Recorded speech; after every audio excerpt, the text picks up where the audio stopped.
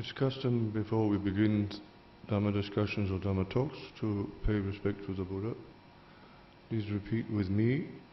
Namo tassa bhagavato arahato samma sambuddhassa.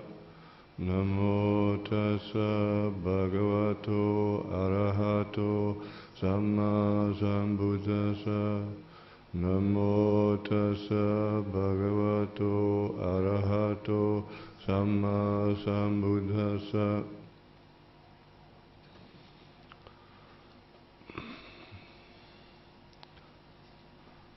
Last time I gave an introduction, and this time I will repeat some of the introduction, because sometimes it's good to have things repeated. Can everybody hear me? Can everybody hear me? Yes. Please read this.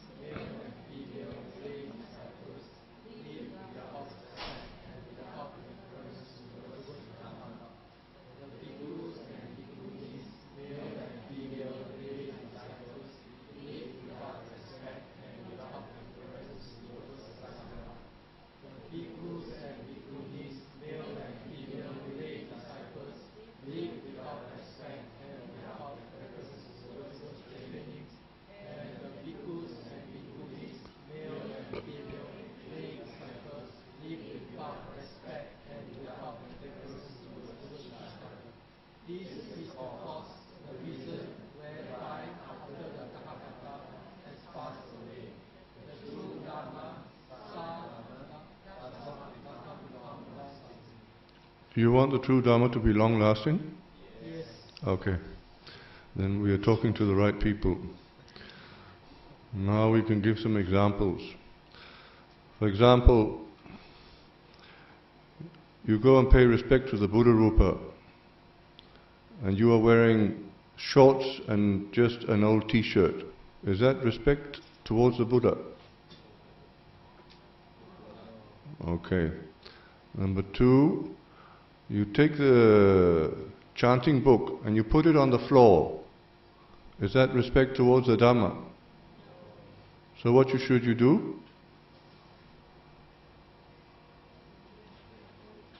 What? Either hold it or put it on a cloth, or somebody spend a lot of time and money making little tables. They just stand there, nobody uses them. Right? They put the book on the floor, right? And so try to just the act of getting up, taking one of the tables and putting the book on. We perform many hundreds of thousands of kusala chittas, right? It's a kusala. Every little act counts. Then we have the deference towards the sangha, right? So you are very casual and very friendly, almost patting the bhikkhu on the back. Is that respect towards the sangha? How should we behave towards the bhikkhus? Yes, right? With some distance. Then people are meditating in here, and then we go past outside talking and laughing. We sit on the bench outside talking and laughing very loudly. We sit out at the back talking and laughing very loudly. We sit in the kitchen talking and laughing very loudly. And there are people meditating in here. Is that respect towards the training? So what should we do? Should not do it, right? Okay. Then the bhikkhus and bhikkhunis are without respect and deference towards each other, right? This is the same, because if lay people are meditating and lay people disturb the lay people, then those lay people are not showing respect towards the lay people who are meditating. And the same, the bhikkhu shows respect towards the lay people in that he tries to follow the Buddha's vinaya. Because many of the rules laid down by the Buddha, very many of the rules laid down by the Buddha laid down because the lay people complained. And it's because the bhikkhus also have to show respect to the lay people. Why do they have to show respect to the lay people? Because the lay people who are the ones who support the in return. Yeah, very good, right? These people give me robes, food, dwelling and medicine. Do they do it because of faith in me? Why do they do it? Because of faith in the Buddha, Dhamma, Sangha. Ultimately it's faith in the Buddha, right? So these people do offer all these things to the bhikkhus out of faith in the Buddha, Dhamma, Sangha. It's not out of faith in the individual bhikkhu. Because if the bhikkhu removes his robes, then they're not going to give him anything anymore, right? And so the bhikkhu should respect that faith. Because if he doesn't respect that faith, then things can change. People's faith may tremble. Sometimes they lose their faith. Ultimately, of course,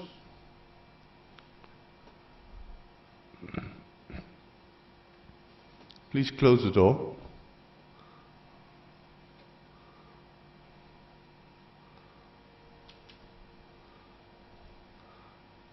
Ultimately, our faith is our own responsibility, but the bhikkhus should try to protect people's faith, and the lay people should also try to protect the bhikkhu's faith.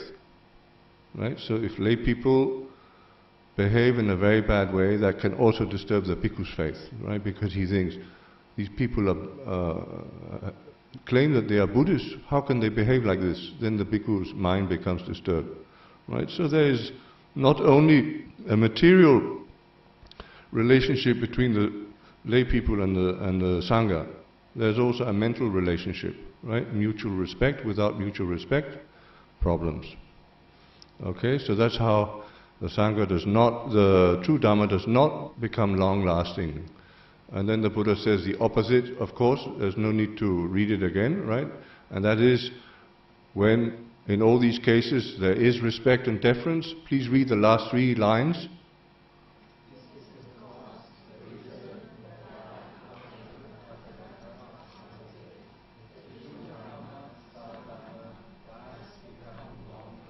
Right? That is when all these things are fulfilled.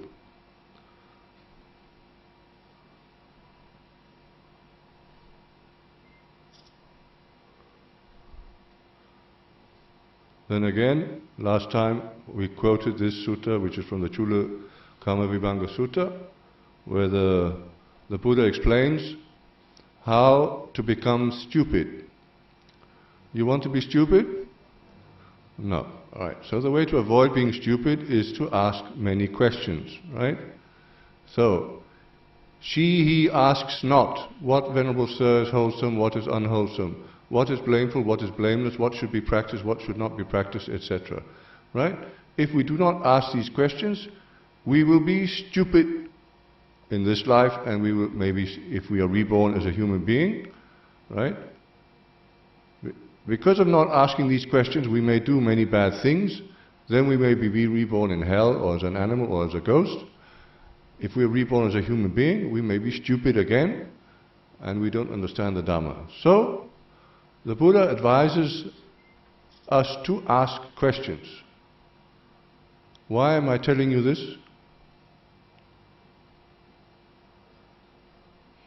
Yes? Yes, many lay people don't ask questions. In the West, people ask too many questions, and in the East, people ask too few questions. Right? So you should ask questions, clarify your doubts. Now today you have an opportunity, there's a bhikkhu who is willing to ask your questions.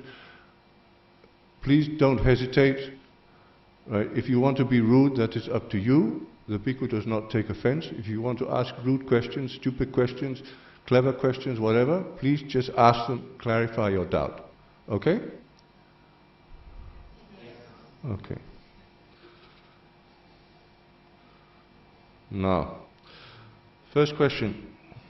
Okay, Bhante, the following question is regarding interaction with bhikkhus. is it proper to come to the center, interact with bhikkhus, dress in shorts, dress sloppily?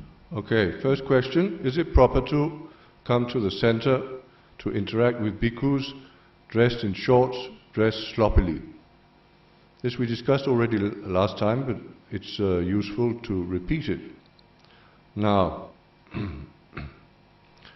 Sadhu Mahinda is a teacher of this center, and he has written a book in Chinese about the Vinaya and the behavior, proper behavior for lay people towards bhikkhus.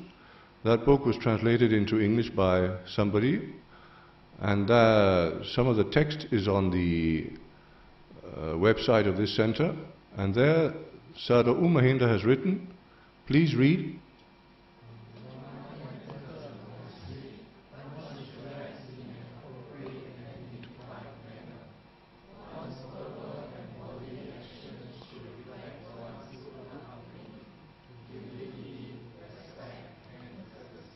Which are the important words here?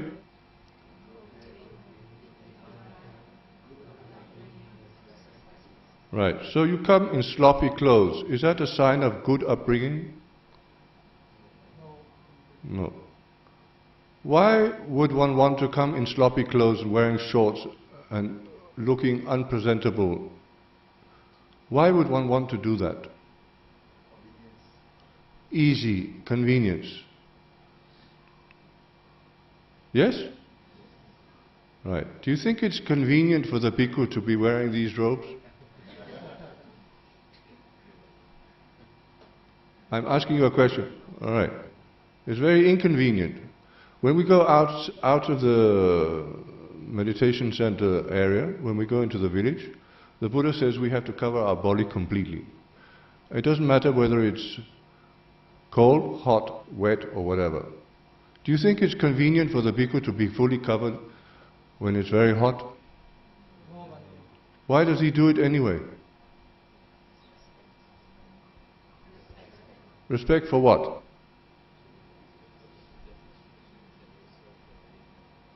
Again? Yes, very good. Respect for the Buddha's instructions and respect for the lay people. Right? Because the lay people's faith does not increase if they see bhikkhus sloppily dressed. Right? The Buddha has laid down many rules. Your lower robe must be like this, it must not be longer than this, it must not be shorter than this. The upper robe must not be longer than this or shorter than this, it must be arranged like this.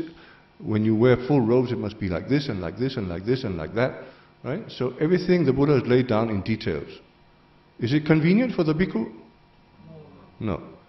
When the bhikkhu pays respect to the Buddha Rupa, or he pays respect to the senior monk, or he listens to the Dhamma, then he wears his robe covering the whole left side of him, so no air can come in. You think that's comfortable? No. You listen to the Patimokkha and listen to admonition. Sometimes in my monastery, you sit for 2 or 3 hours in the boiling hot summer heat, and you are fully covered on your left side, and you are perspiring like the Victoria Falls. Do you remove it? No. Why not?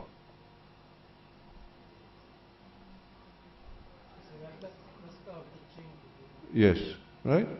And so, when we listen, for example, when we listen to the Patimokkha, we sit like this maybe for an hour and a half. This is out of respect for the Buddha's teaching. Is that going to make the sasana last long? So, if the lay people try to emulate the bhikkhus in the way that they can emulate the bhikkhus, is that detrimental to the sasana or is it good for the sasana? Right. So, convenience is not kusala. Usually convenience is akusala. Why? Because convenience has to do with comfort, it has to do with sensuality. It is the domain of Mara, right? So now you can see all over the world, people are becoming more and more and more conveniently minded, right? It's more convenient to steal than to work hard and make money. It's more convenient to be rude to one's parents than to be respectful towards them. It's more convenient to bomb a country to pieces and make a lot of money out of it than try to make peace in other ways. Right? Convenience is always the excuse for a lot of akusala. So, when we wear improper clothes, children is something else, because in school they usually wear shorts. I checked today. In Singapore, usually children wear shorts. And so that is considered all right for children to do it. It's still better for them to learn not to do it. But you reach a certain age in school, then you don't wear shorts anymore. And then one should not go to the monastery in shorts. Then one may say, but we wear shorts in the shopping center. Yes, but the monastery is not the shopping center. Right? The meditation center is not the shopping center. And so convenience is not an issue. It has to do with, what was the word you all mentioned? Respect. Right?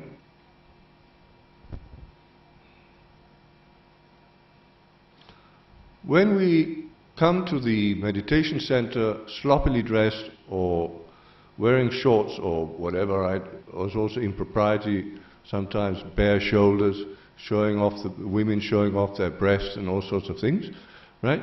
That is, when people see that, some people are not happy to see that. Why?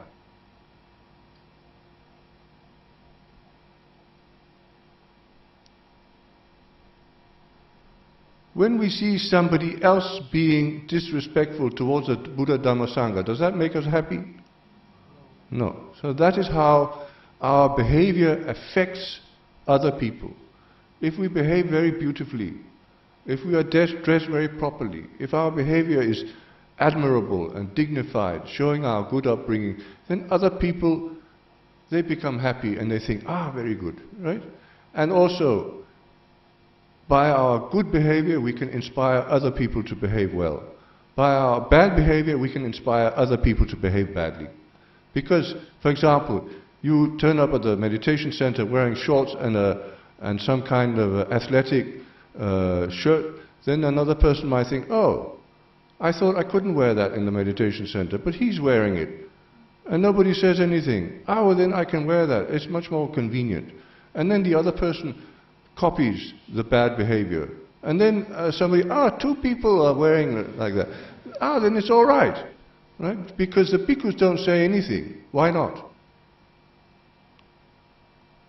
Why don't the bhikkhus say anything? Yes, they don't want to offend, right? And also, we are not policemen. Bhikkhus are not policemen. We can't go around and say, you must do this, you mustn't do that, right? We just put a sign up, right? Please try to, and people don't, okay? We can't do anything. And then we have maybe a questions and answer session, and then we can say something, okay? Because you have come here of your own desire, and then you will not take offense.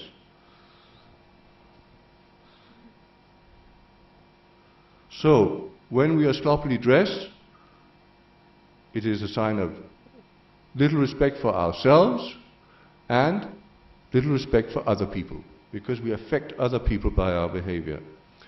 When there is a sign that says, please dress properly, and we still continue, then what? What kind of mind ignores the sign? Then there's more than disrespect, right? There's defiance. Who are they to tell me how I am going to dress in the meditation center? That is not a good mind to go to the meditation center with. And then lastly, I can mention that if you look at the Pali texts, you can see that in the Buddha's time, when the people went to the monastery, they were dressed differently than when they were at home. There's even kings.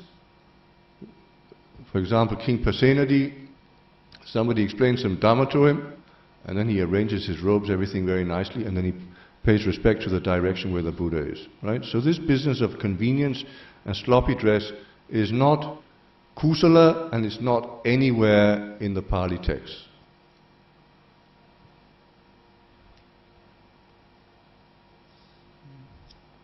The second questions. Just a moment, I just want to check. Okay. Yeah, second question. Is it proper for lay devotees to engage in loud conversations in the center or in the presence of the bhikkhus while they are partaking food. Okay, in the center. The meditation center here is not a monastery because it's very difficult to do in Singapore. But to all intents and purposes, it is a monastery. It is to be regarded as a monastery. It's not to be regarded as a social center. All right? So, let's have a look at what the Buddha says about the bhikkhus' behavior in the village. Please read just the English.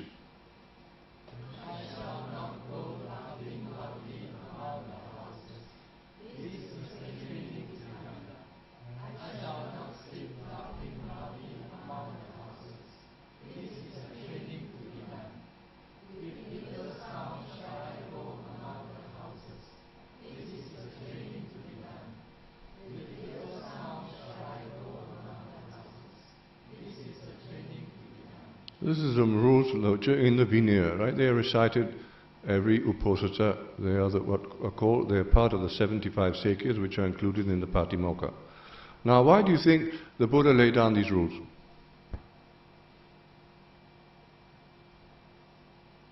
You can all think, and so you can all give an answer. It may be right, it may be wrong. Please answer my question. Decorum, yes. Because the Buddha, a Buddha, never lays down a rule unless something has happened so that there's a reason for laying it down, right? What do you think happened for the Buddha to lay this rule down?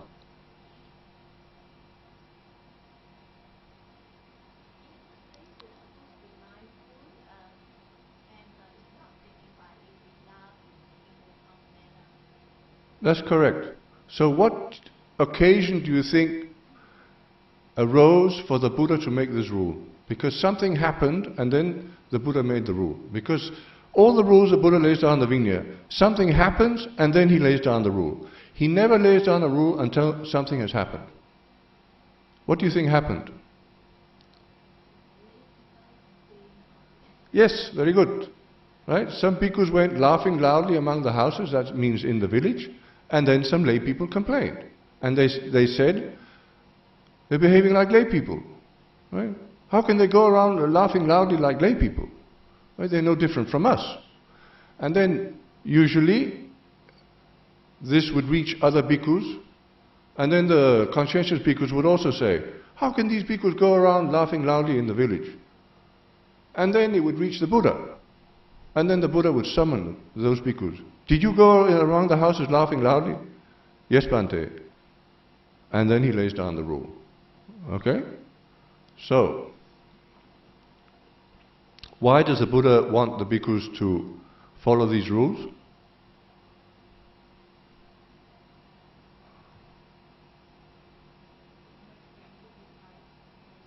Yes. It all comes back to the first quotation, which is respect towards the lay people, then the sasana can last long. So that when people see a bhikkhu, his behavior is different from a lay person's behavior. Or it should be, right? Then of course, sometimes the bhikkhu may forget, then it's not an offense, right? But he should try to remember. Now let's try to make an experiment. Let's try to, please take the first one and then say, I shall go, right? Please don't say not. And then say, in the meditation center. Please read the first one and don't say not and then say in the meditation center.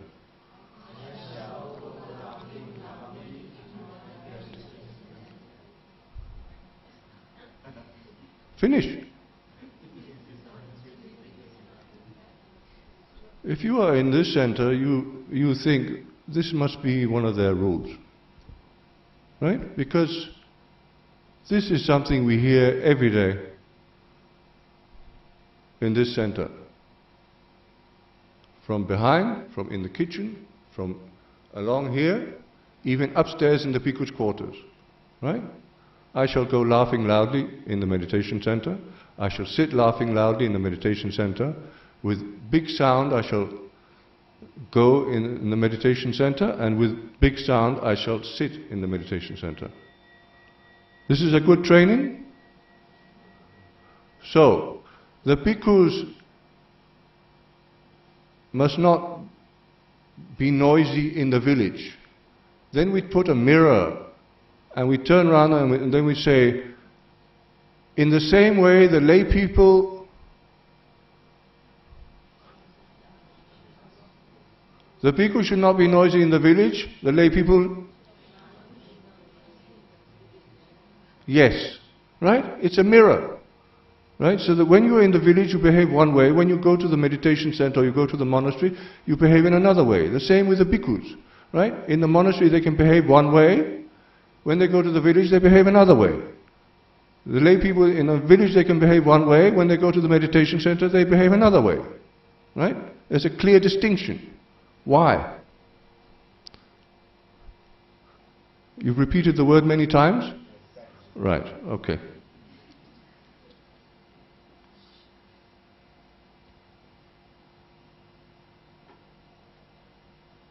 Okay, then we will take another quotation. Does anybody know what the first monastery was that was offered to the Buddha? There are some people here who are very clever, they know a lot about the Dhamma. What was the name of the monastery offered by King Bimbisara to the Buddha? Yes, Veluvana, the bamboo grove, right? This was the first monastery that was offered in our Buddha Sasana. Right? King Bimbisara invited the Buddha and Sangha for dana, then he gave the dana, and then he reflected, because he wanted to offer a place for the Buddha to be and for the Sangha to be. This is King Bimbisara's thoughts before he offered Veluvana. Please read it. Don't read the Pali.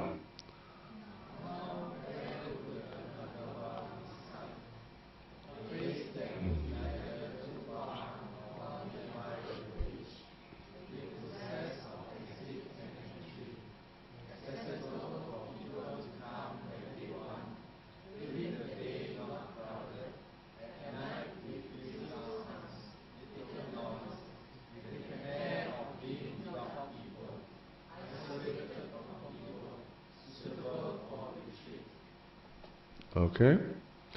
Then we have the analysis of these words. Right? So it said here, for example, first, accessible for people to come when they want. Then we look at the analysis. When they want, what does it mean for the people to come when they want? What is the purpose of their coming to the monastery or to the meditation center? Please read.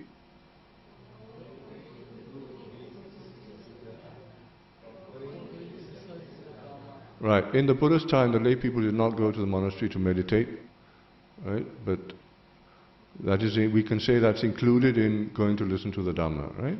So, for going to the monastery or the meditation center when they want means going to pay respect to the Buddha, or going to listen to the Dhamma, or we could say also today it could be for meditation, it could be for giving dana. For example, in my monastery in Myanmar, if a person arrives, then they have to report to a certain place, and then the bhikkhu there asks, what do you want? That's the first question. I want to visit my friend. That's not a valid reason. You cannot stay here. I want to meditate. Okay, please go and discuss with that person. I want to give dana. Okay. I want to listen to Dhamma talk. Okay. Right? The reason has to be a proper reason. What do you want? I have come to the monastery because I want to cook some delicious food to sit and eat together with my friends. Is that a good reason? That is not a reason to go to the meditation center. That is not a reason to go to the monastery. It has to be something to do with the Dhamma. Okay, then number 2, the analysis, right? It says, at night, I'm sorry, type the word with twice. At night with few sounds. Then let's look what the Buddha, how the analysis is in the commentary. At night with few sounds. What does it mean?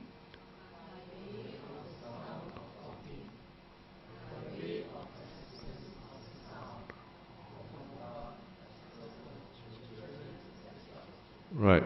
So, in the meditation center, in the monastery, a suitable place is where there's is not the sound of talking at night. And there's not the sound of the mortar and pestle. Dong, dong, dong, dong. Why? What is the sound of the mortar and pestle? What does it represent? Sorry? Yeah, it represents the household life. That sound represents the household life. The sound of children represents the household life. Right? What has the bhikkhu done? Did he go forth into the Sangha to listen to household sounds? No. He went forth into the Sangha to be away from household sounds. So what should one not be doing in the meditation center? Okay, please read it again.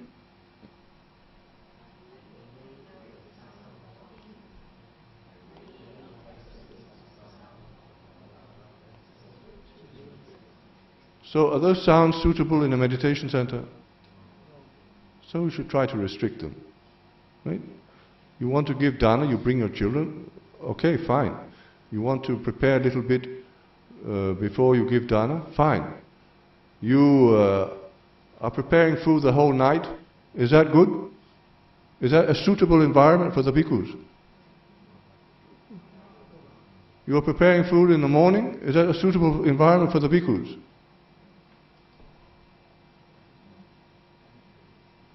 So, the meditation center, it is for whose residence is the meditation center?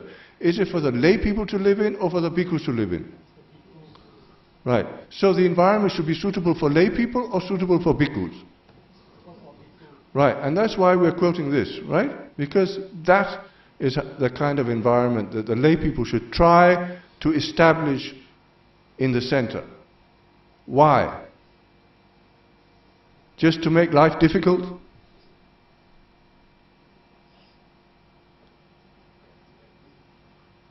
Because it's the holy place. Very good, very good. Yes, exactly. And the bhikkhu goes forth from the holy life and then he goes to the meditation center and there are women shouting all day and there are children everywhere and there's the sound of the mortar and very busy and big party atmosphere. His windows are just up here, down here people are having a big party every day. Is the bhikkhu going to be happy there? You want to make the bhikkhu unhappy? Okay, then you understand why it should be like that.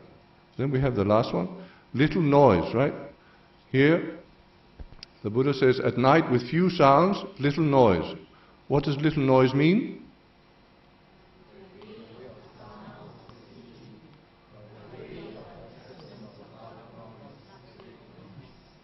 Right? The sound of the city here is not very loud because the traffic is just like a hum. It's not very loud.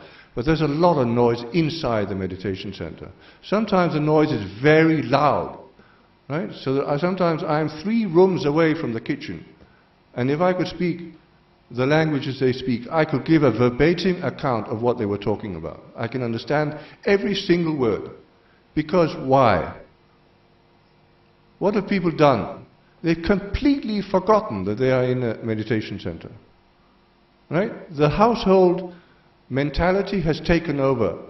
And they just walk in as if this was not a meditation center, and then big party atmosphere. Sometimes it's noisier than in a marketplace. It's not even a coffee shop would be more quiet.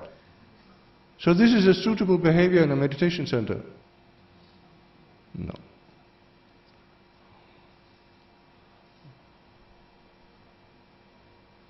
Then, for example, we can do that afterwards. Okay, let's take the next one. This is the Buddha's advice to the Venerable Mahamoggallana, who later became a great disciple of the Buddha's, a chief disciple of the Buddha's, and this is the Buddha's description of the kind of places that he thinks are suitable for the Sangha. Please read.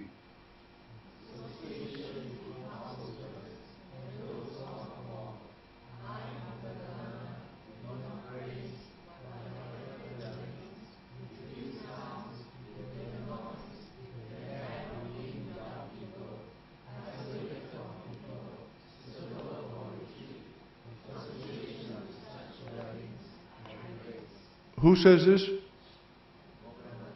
Who says this? No, because he's talking to Moggallana. So who says it? The Buddha says it. You want to follow the Buddha? Right. So, this is a kind of place you should try to make the meditation center. Because you can't make it perfect because it's sitting right in the middle of Singapore. But you should strive to make it a place like this. And does the Buddha praise much association between the bhikkhus and the householders? Morning, noon and night. Talking and talking and talking and talking. Does the Buddha praise that? Please look there. Does the Buddha praise it? No. Then we have talking while the bhikkhus are eating. This is the bhikkhu's rule, another rule laid down by the Buddha. Please read the English.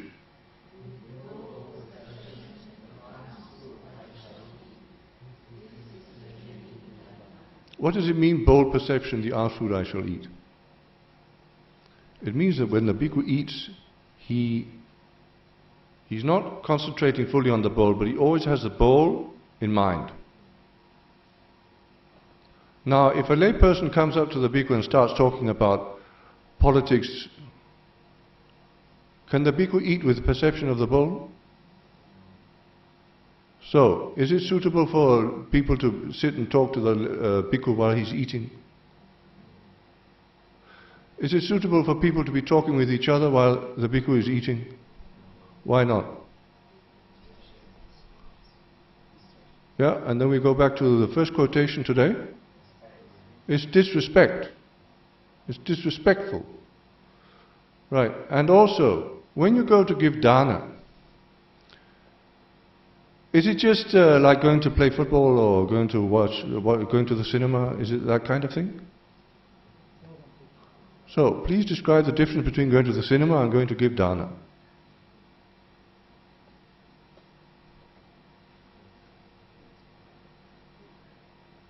Going to the cinema, you are watching the movie, so the movie is example like a war movie or maybe a fighting, so it's a different kind of environment.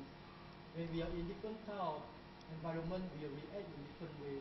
So in the temple, we must react in a respected way. So in the cinema, we are enjoying life. Like we are shopping, we have to be relaxing and enjoying shopping. And so why do you go to the temple to give dana? Dana, one thing is want to pay respect to the Sangha community and to cultivate our charity. Why do you want to cultivate charity?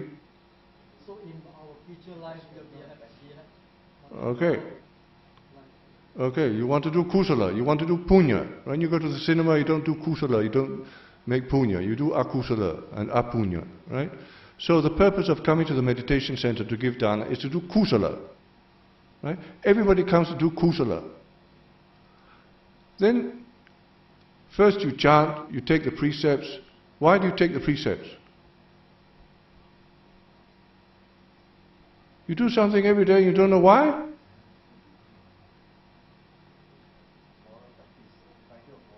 Why do you take the precepts just before you give dana? It increases the kusala of the dana, right? Because the Buddha explains, when the giver is pure, right? That's why you take the precept before you give dana. Then you chant the qualities of the Buddha, etc., and you ask the Buddha for forgiveness, and you ask the Dhamma for forgiveness, and the Sangha for forgiveness, and then you go and give dana, and most people are very, very respectful, and everything is very beautiful. Then they go and sit down. Some of them turn their back to the Buddha, And then they sit and do what? Chat. About what? That is kusala. So, when the lay person has given dana and goes and sits down and starts chatting, that lay person is disturbing herself or himself. That lay person is disturbing the person she or he is talking to. That lay person is disturbing the other people who are in the room. And the lay person is also disturbing the bhikkhus. Right? Because this happens very often. So this person has given dana and wants to meditate after the dana, but can't meditate because these people over here are busy chatting. And these people over here are busy talking on their telephone. Is this a cinema atmosphere or is it meditation center atmosphere? What? Right. And so this is the way the Buddha says, when we do akusala ourselves, we invite, if we do akusala with somebody else, we invite that other person to do akusala. So we have done two akusalas. And then we may even praise akusala, right? Why shouldn't I sit and talk with my family in the meditation center? Right? I need to do that. So we have three akusalas, right? And you may be disturbing many people each time you're doing akusala, right? Because you don't care about other people. So, is that a suitable behavior when you give dana? Same with meditation. People are meditating here, busy chatting about all sorts of things, making a lot of noise, disturbing. We disturb ourselves, we disturb the others, right? That's the way we do akusala in two ways. And we can see it very frequently. People arrive, they're very respectful, and then one person begins to talk to the bhikkhus, very loudly. And then it's the same as with the shorts. Then the others say, oh, it's okay to sit and talk in front of the Buddha Rupa and in front of the bhikkhus. So then this person begins to talk, and then this one, and then in the end we have a marketplace. And everybody's talking because they think, it's all right. Because the bhikkhus don't say anything. Why don't the bhikkhus say anything? Because they're not policemen. Right? And we can't say, shut up, you mustn't talk while we are eating. We can't say like that, because that would be improper, right? Because people would get upset. And so it is the duty of the people themselves, self-discipline, to control their behavior so that it's different in the meditation center from the village, in the same way that the bhikkhu's behavior is different in the village than it is in the meditation center. Okay, then we take the next one. No. Here, talking about what do people sit and chat about when they sit and chat with the bhikkhus while he's eating and with themselves. Please read this, don't need to read the Pali.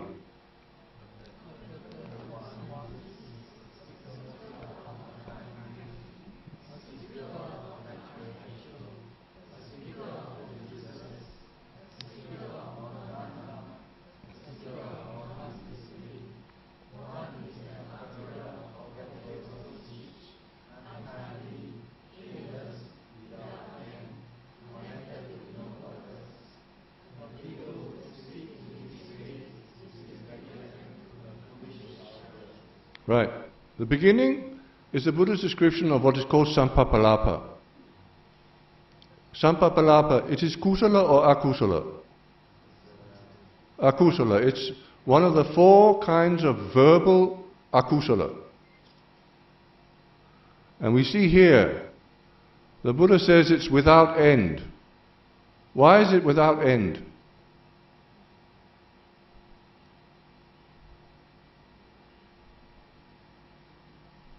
You're all very clever people.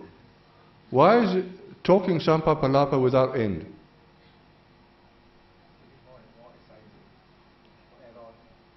That can be that it just increases the excitement.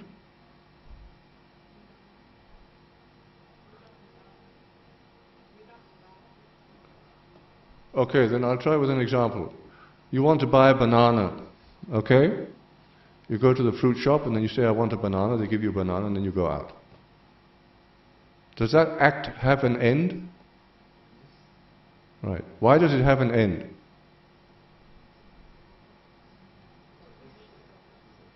It has a specific purpose. Right? I need a banana. When I've got the banana, the act is finished. Sampapalapa, why is it without end? It has no purpose. So it has no beginning, has no middle, and has no end. And that's why you can very often see lay people go to see the bhikkhu, and then they sit and talk for half an hour, 1 hour, 1.5, 2 hours, 2.5 hours, 3 hours, 3.5 hours, 4 hours. Once a Pa-Auk Sayadaw, people were talking with him for 5 hours about nothing, zero. And he got very, very tired. He gets very, very tired. Bhikkhus get very, very tired when people come and talk to them about nothing at all. Right? So what kind of things should one talk about with the bhikkhus? Either the Dhamma or nothing. Pleasantries is all right, right? Maybe you come and offer dana once a year, you see the bhikkhu and then there are a few pleasantries. That is not sampapalapa, that's just politeness. The Buddha did the same. Right? But going on and on and on and on and on, right? About nothing at all, is that kusala? It's not kusala, it's akusala.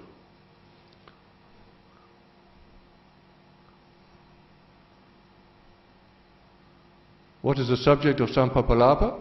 Please read.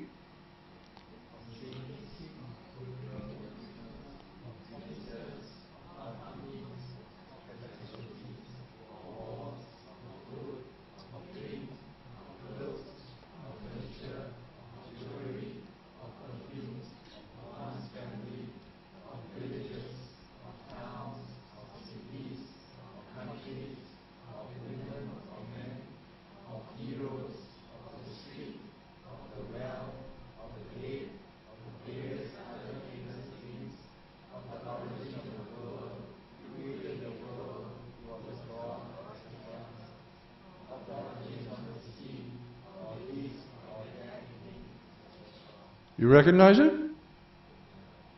Right. Right? Instead of kings, we can say prime ministers or presidents. Right? Instead of criminals, we can say,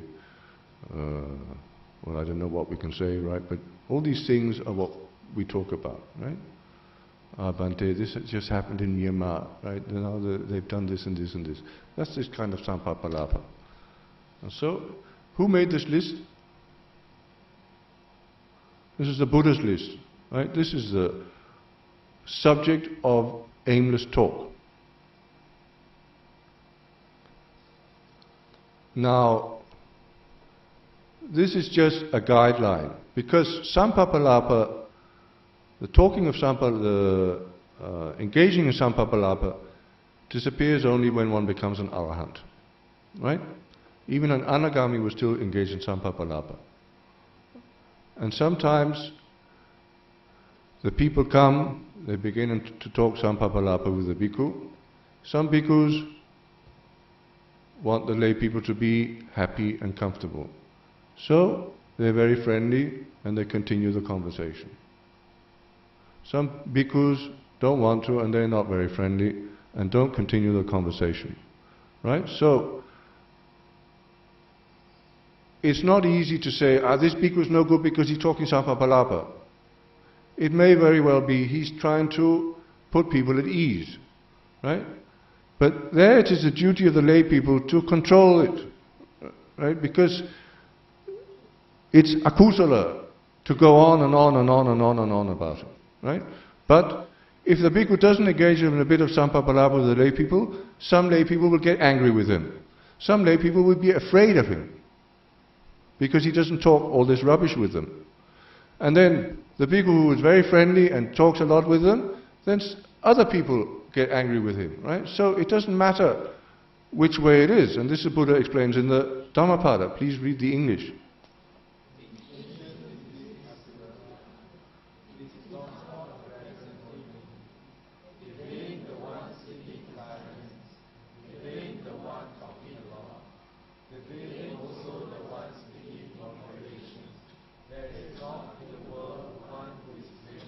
Right? So, very difficult sometimes for a bhikkhu because If he doesn't say anything, they get angry, and if he does say something, then they get angry, right?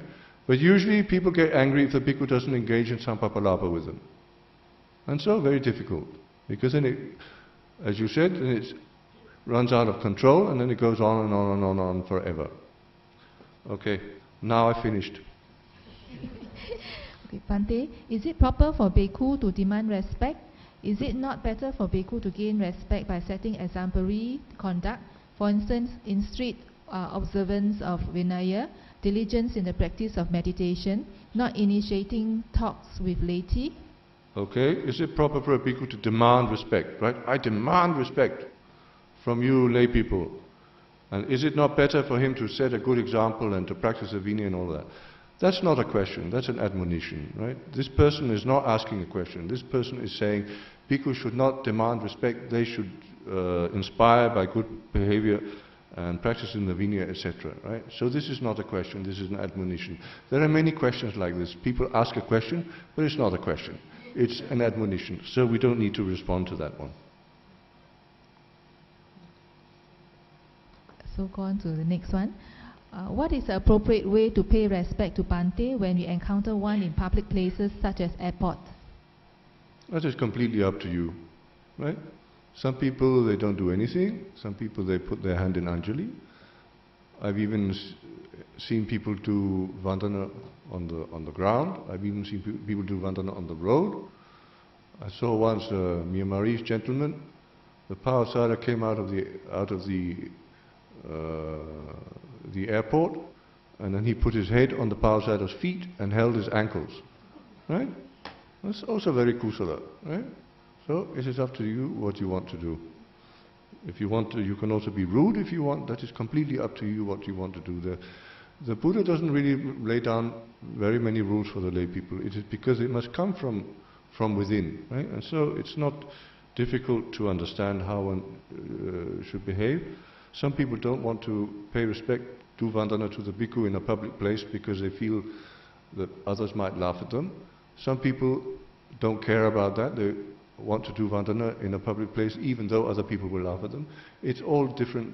We all have different dispositions. Okay, the next question.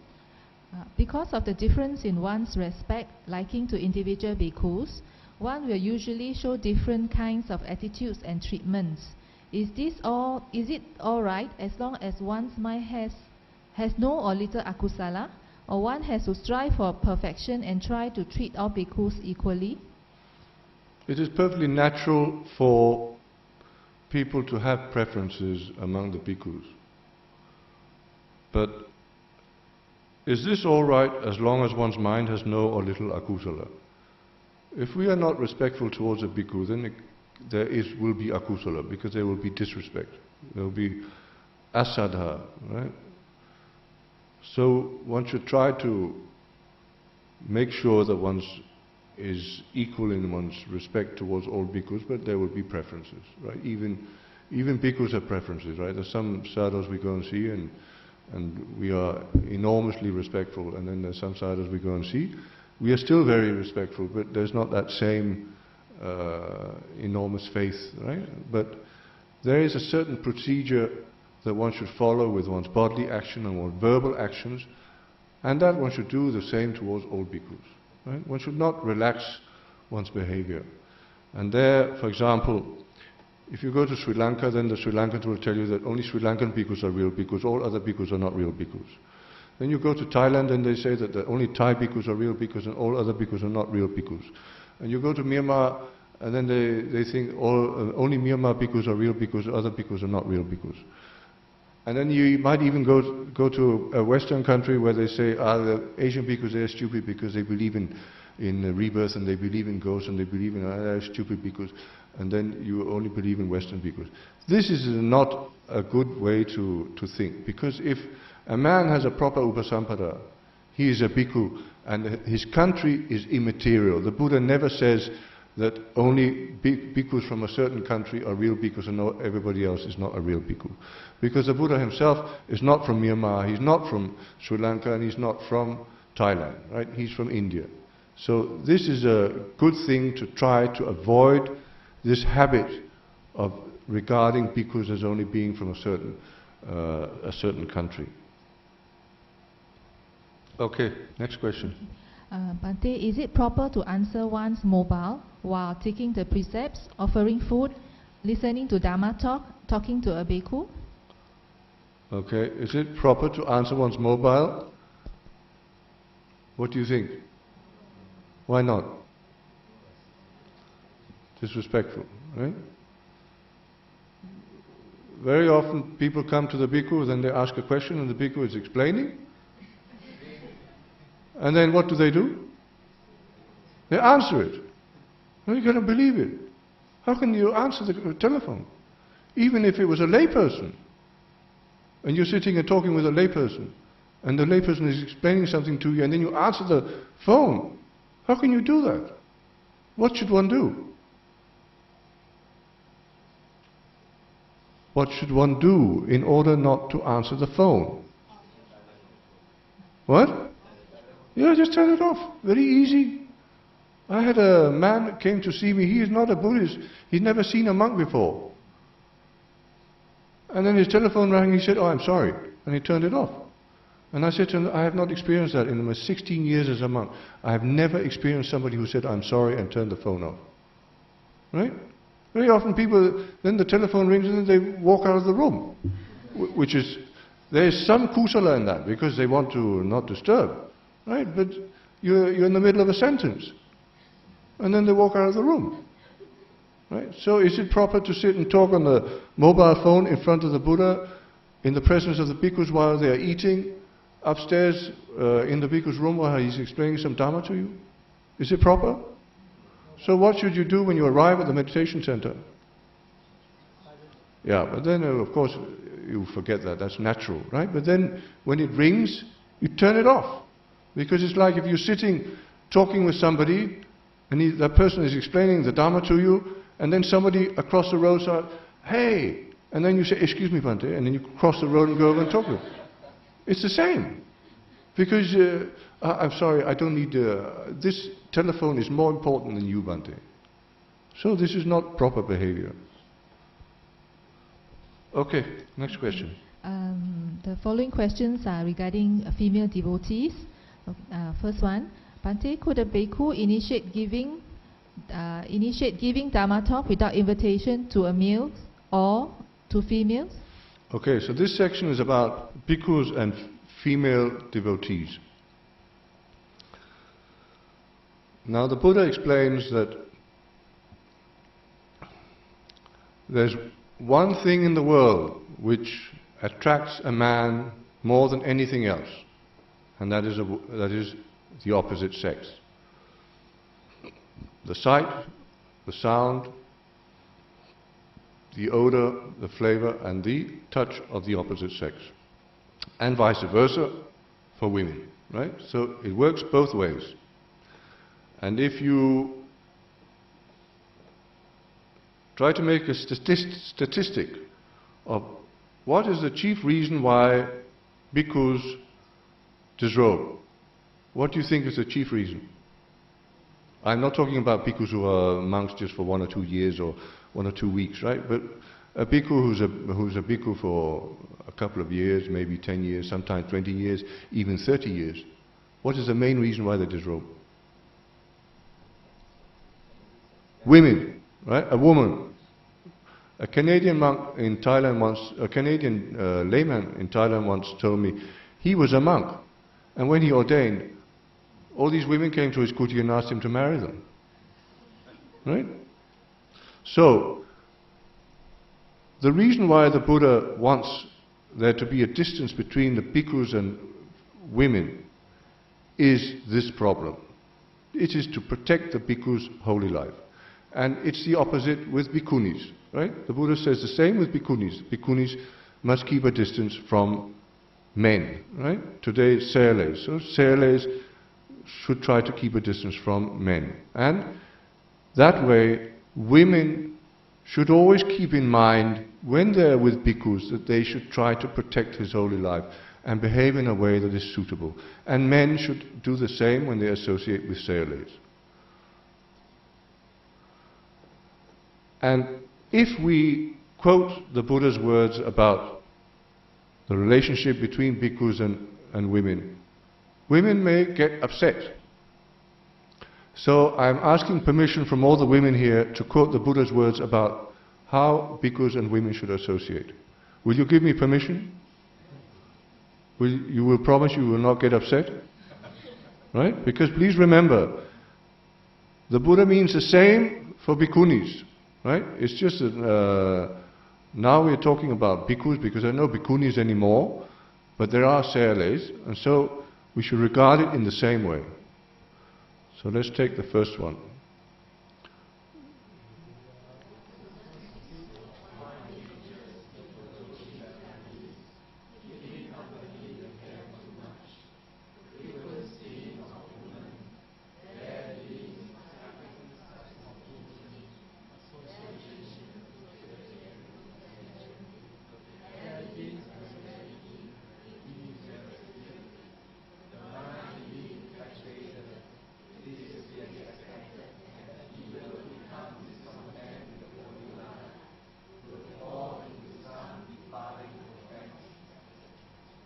This is what can happen when there's frequent association between bhikkhus and women.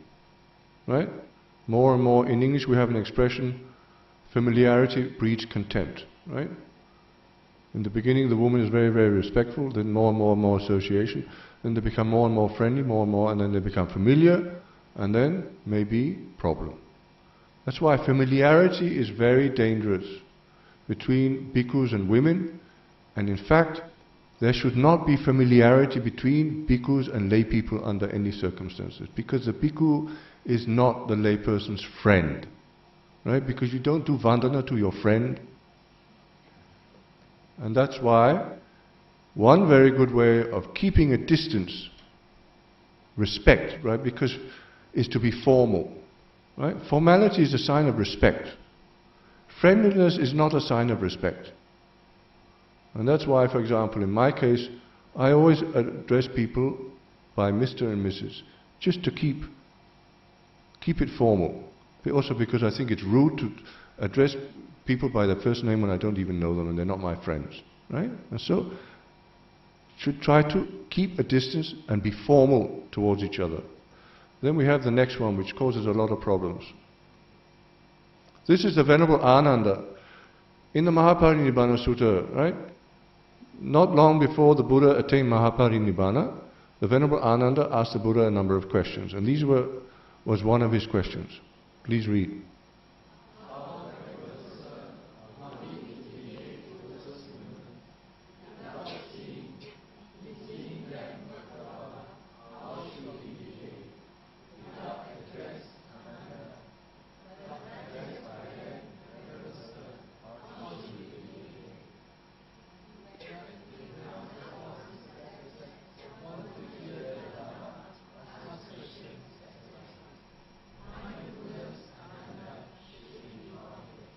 So, should a bhikkhu initiate conversation with a woman? No. If it's a woman that there's been some association with, right, maybe she gives a lot of dana, then the bhikkhu hears, her father just died, right? Then it would be impolite for the bhikkhu not to say,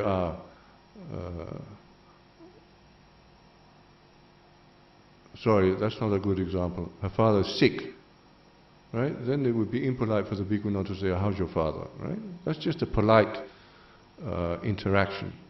But to begin by engaging a woman in conversation, that's completely improper, because the Buddha says, should not look at women, should not address them, only respond. Right? So if the woman comes and wants to give dana, okay, you respond. If the woman comes and asks questions, you respond. Wants precepts, you respond. The bhikkhu must not begin, because then it becomes dangerous. And that's why there are rules that keep the bhikkhus and the women apart from each other, to protect the bhikkhu's life. 23:25.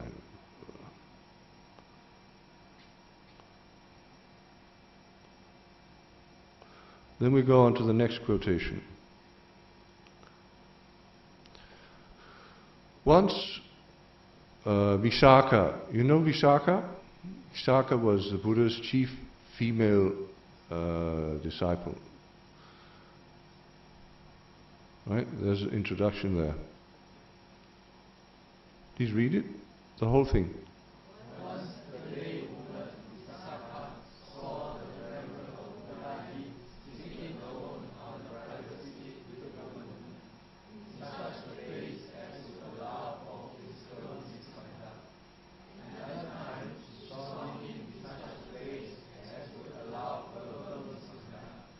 In both cases, he explained that he was speaking Dhamma to the woman. Then Visakha said, Just a moment. Right? In both cases, the bhikkhu was actually explaining the Dhamma to the woman. He wasn't engaging in anything, in any sampaparapa or talking improperly to her, anything. He was actually explaining some Dhamma to her. And then Visakha said,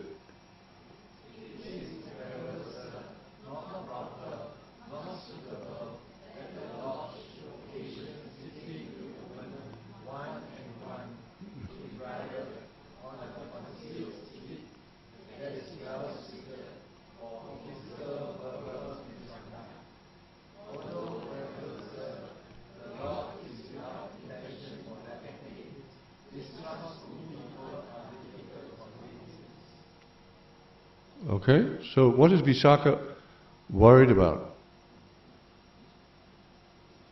Don't look at me, look there.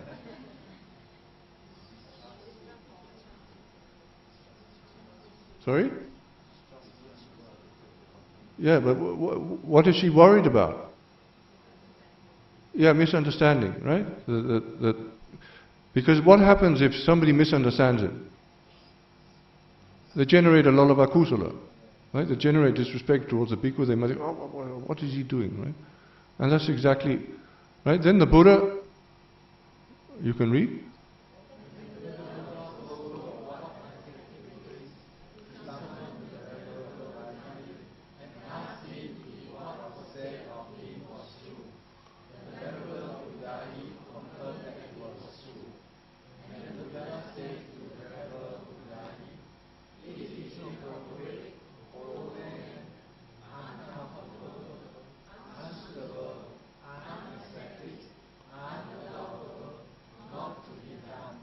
Right, so unconformable means that it does not conform with the four paths, four fruitions and Nibbana. Right? It does not conform with the holy life. Unascetic means that it is not suitable for a samana. Right? You can see the word asamanakam. Samana means an ascetic. Right? It's not suitable for an ascetic to behave like that. And then, this is the Buddha still.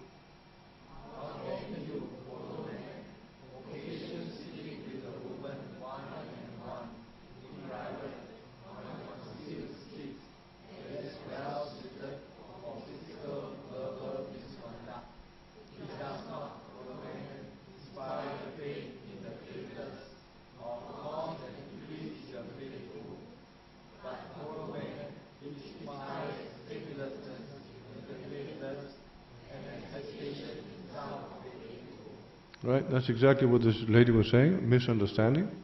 And then, will the sasana be, does it help to make the sasana long lasting? Right, because even those who have faith, they may begin to have doubt. What is going on here? Why is the bhikkhu behaving like that? So this is the background for two rules in the Patimokkha, which are called aniyata rules, where it says that if a laywoman, a respectable and reliable laywoman, says that a bhikkhu has sat in private alone with a woman, or just sat in private, then the Sangha may, if it wishes, it may investigate this bhikkhu. If he agrees, right, the bhikkhu may say, okay, we can have this investigation. And he, right, the laywoman may suggest that he may have committed a very serious rule called parajika, or he may have committed a sangha, he says, which is also very serious but not as serious, or may have committed a pachitiya offense. Right? So this is called two undetermined rules, because they depend on an investigation, discussing with the bhikkhu, what did you do, etc., etc., etc., and then they might reach a verdict, oh well, he didn't do anything improper, he has not committed an offense, or they might decide, he has committed an offense. But whatever the case may be, whether he has committed an offense or not committed an offense, the Buddha still says it is inappropriate, it's unconformable, it's unsuitable, it's unesthetic, it's unallowable, it's not to be done. Then we have the Buddha's analysis of what he means, right? Because he says, how can you, hollow man, occasion sitting with a woman? Then he analyzes what does he mean by woman. Please read it.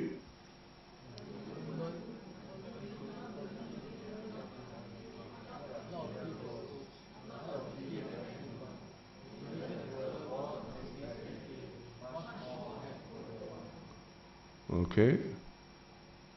Then the Buddha said, how can you, hollow man, occasion sitting with a woman, one-on-one, in private? What does he mean by private?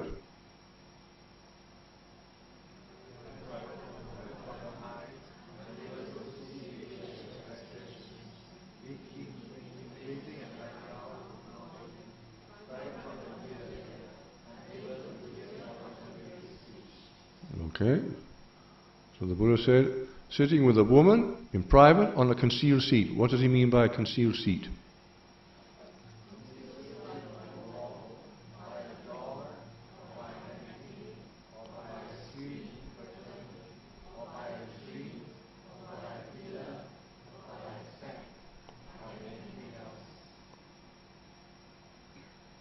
Okay, now, this room, is it completely open? It's concealed by what? Door, curtains, wall. That's about it, right? And if the bhikkhu is here alone with a woman, then is it private from the eye? Right? There's nobody can see. Is it private from the ear? Right? Private from the ear means you can't hear what they're saying. That's this room, upstairs. So, right? Because if you go in, then nobody can see you. Nobody can hear what's going on. So that's the Buddha's analysis of those words. Then we have another occasion. Please read it.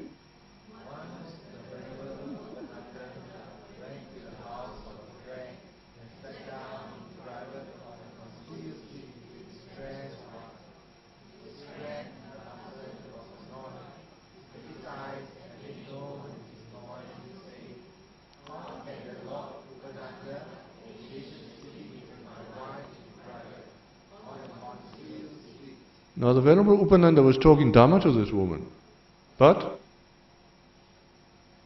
the husband misunderstood it. Did he make kusala with this? Does he have kusala chittas arising? The husband has kusala chittas arising? No. What kind of chittas are arising in him? Yeah, dosa mula chitta, right? He's angry. Right? How can he do like this? And then the same thing happened. The Buddha was told about it, right? First, lay people heard about it, they complained, and the bhikkhus heard about it, and the conscientious one says, how can the Venerable Upananda do like that? And then the Buddha heard about it, and then the Buddha gave Venerable Upananda the same scolding, right? That it is inappropriate, unconformable, unsuitable, unascetic, unallowable, not to be done. And then, again, the Buddha said, it does not inspire faith in the faithless, it does not cause an increase in the faithful, it inspires faithlessness in the faithless, and even the faithful may be disturbed by it. And then the Buddha analyzed it. Then the Buddha laid down a rule. This is a pachitiya rule.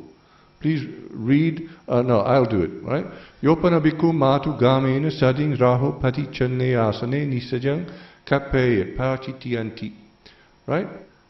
Yopana means whatever, bhikkhu means bhikkhu, matu gamena, with a woman, sadi means with, raho in private, patichanne concealed, asane on a seat, Nisajjang, sitting, kapeya, should occasion, right, it's a verb, pachityang, there's an offense of expiation. Now please read the English. Whenever bhikkhu should occasion sitting with a woman in private or in a concealed seat, there is an offense of expiation. Right, that is one rule. Then on another occasion, Venerable Upananda, same problem, but he's not sitting on a concealed seat, he's sitting one-on-one in private. Please read the second rule. Whenever bhikkhu should occasion sitting with a woman one-on-one in private, there is an offense of expiation. And then, the Buddha always lays down non-offenses, which means the offense is only an offense if certain things have taken place. This is the same with law, civil law, right? If these things have taken place, then there's an offense. If these things have not taken place, then there's not an offense. And there are many more non-offenses than there are offenses. This is something also that many people don't know, right? For each rule, there are many things. If this factor is not fulfilled, there's no offense. If this factor is not fulfilled, there's no offense, etc. So the Buddha laid down the rule, and then he laid down what is non-offenses. Please read.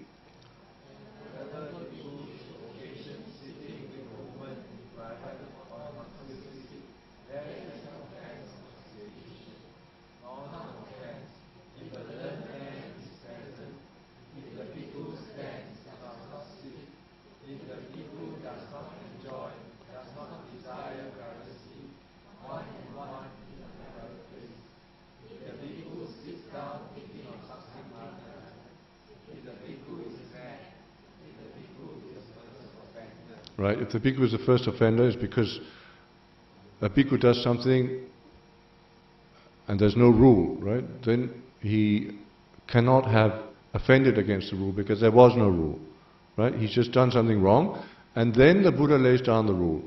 After that, any bhikkhu who does it, he has an offense, right? So the first bhikkhu has no offense. Then if he's mad, right, his mind is deranged, also no offense.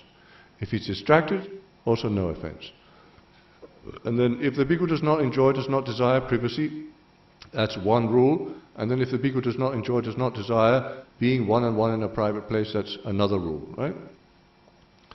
And then if the bhikkhu stands, does not sit, and if a learned man is present. Why do you think the man has to be learned?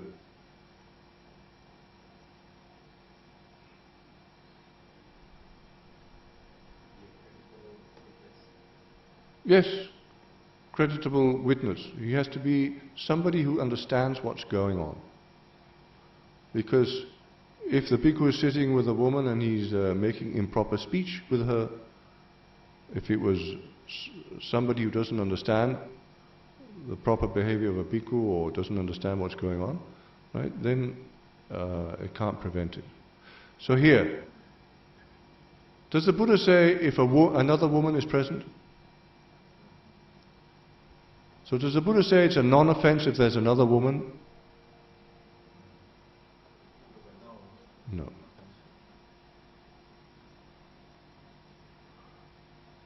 And here, because the Buddha doesn't say that if there's another woman, he only says if there's a learned man present, then in many, many cases in the Vinaya, it's not cut and dried.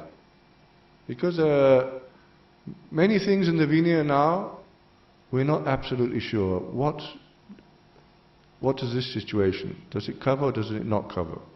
The Buddha isn't alive anymore.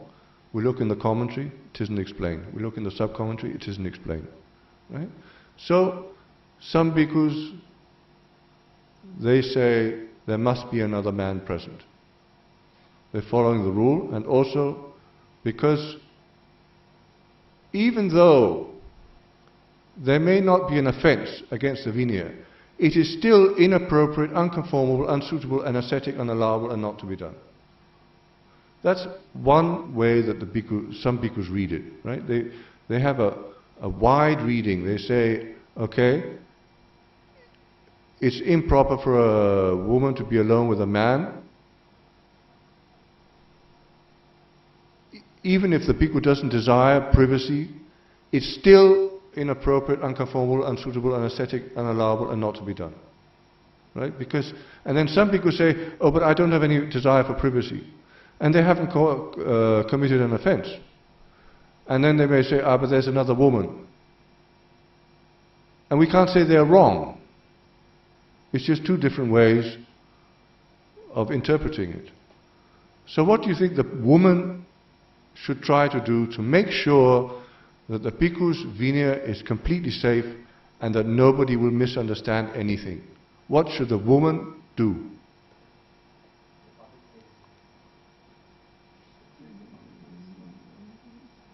She should be in a public place or have a man present. Right? That is the woman's duty. It is respect for the bhikkhu's vinaya. Right? Because very often the Buddha says this is not proper, this is improper, this shouldn't be done. But he doesn't lay down a very strict rule because the bhikkhu can't begin to fight with people. Right? So that the bhikkhu is sitting there, then a woman comes in, and then he can't say, get out of here! Right? He can't do that. Because maybe she comes, she wants to give dana, she wants to offer something, or she wants to ask a question or something. Right? And he can't do that. And that's why very often, the bhikkhu ends up in a situation which is improper. Because he can't begin to scold the woman. Right? She's come to make kusala. And that's why it's a woman should try to look after the bhikkhu in this case. Right? And then in some cases, for example, the bhikkhu might just walk out of the room or say, let's discuss it in a public place and go to a public place. Sometimes even that is difficult because there is no public place. And so the woman herself should try to protect the bhikkhus, and it's in fact to protect the sasana, because make sure that everything looks all right, so that there's nobody who can misunderstand anything. Right? And so if there's a man, then okay. And there may be cases, for example, the woman wants to offer something, there is no man anywhere. Then, number one, she can come another time. Or she wants to ask Dhamma questions. There is no man anywhere. Then she can come another time, or she can make an appointment. Right? But if she wants to offer, then some people say, okay, you just stand outside the door and offer through the door. Don't go into the room. Right? That, because it's a quick exchange, right? But one should make effort to find a man. And if a man doesn't want to come, then explain to him, but it's not proper for me to go and see the bhikkhu alone. Right? And so that is where the woman should not do what is convenient. Right? We're right back to the beginning of this discussion. Wear shorts because it's convenient, but it's not proper. And it's the same, the woman should not just go ahead because it's convenient. She should try to make sure that everything looks all right, that everything is appropriate, conformable, suitable, ascetic, allowable, and something that can be done.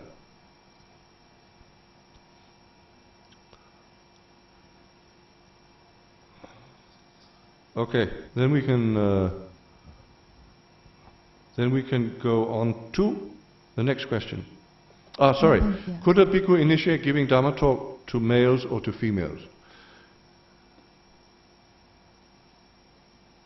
It is usually not suitable for a bhikkhu to give a Dhamma talk without anybody asking for it.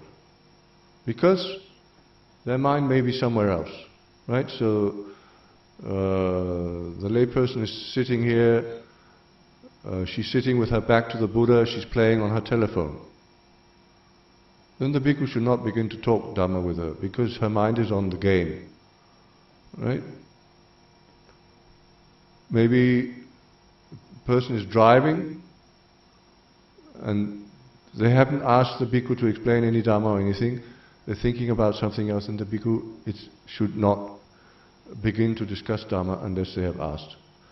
And for women, the bhikkhu should not initiate Dhamma talk with a woman more than, right, the rule is more than 8 Pali sentences, but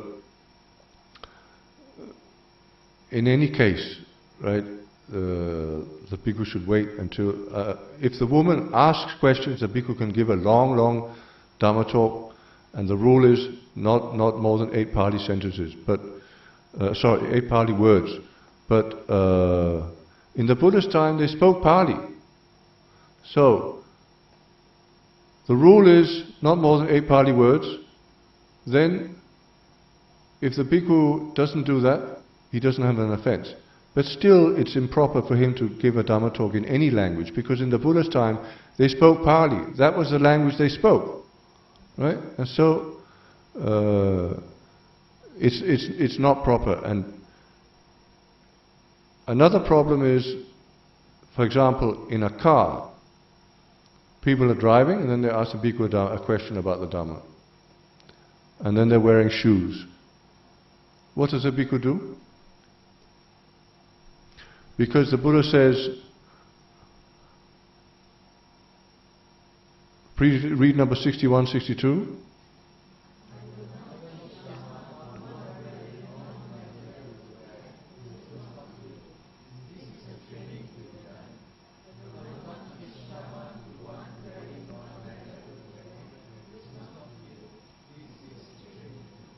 So what does a bhikkhu do when somebody is driving him somewhere and then they ask a Dhamma question and the person is wearing shoes?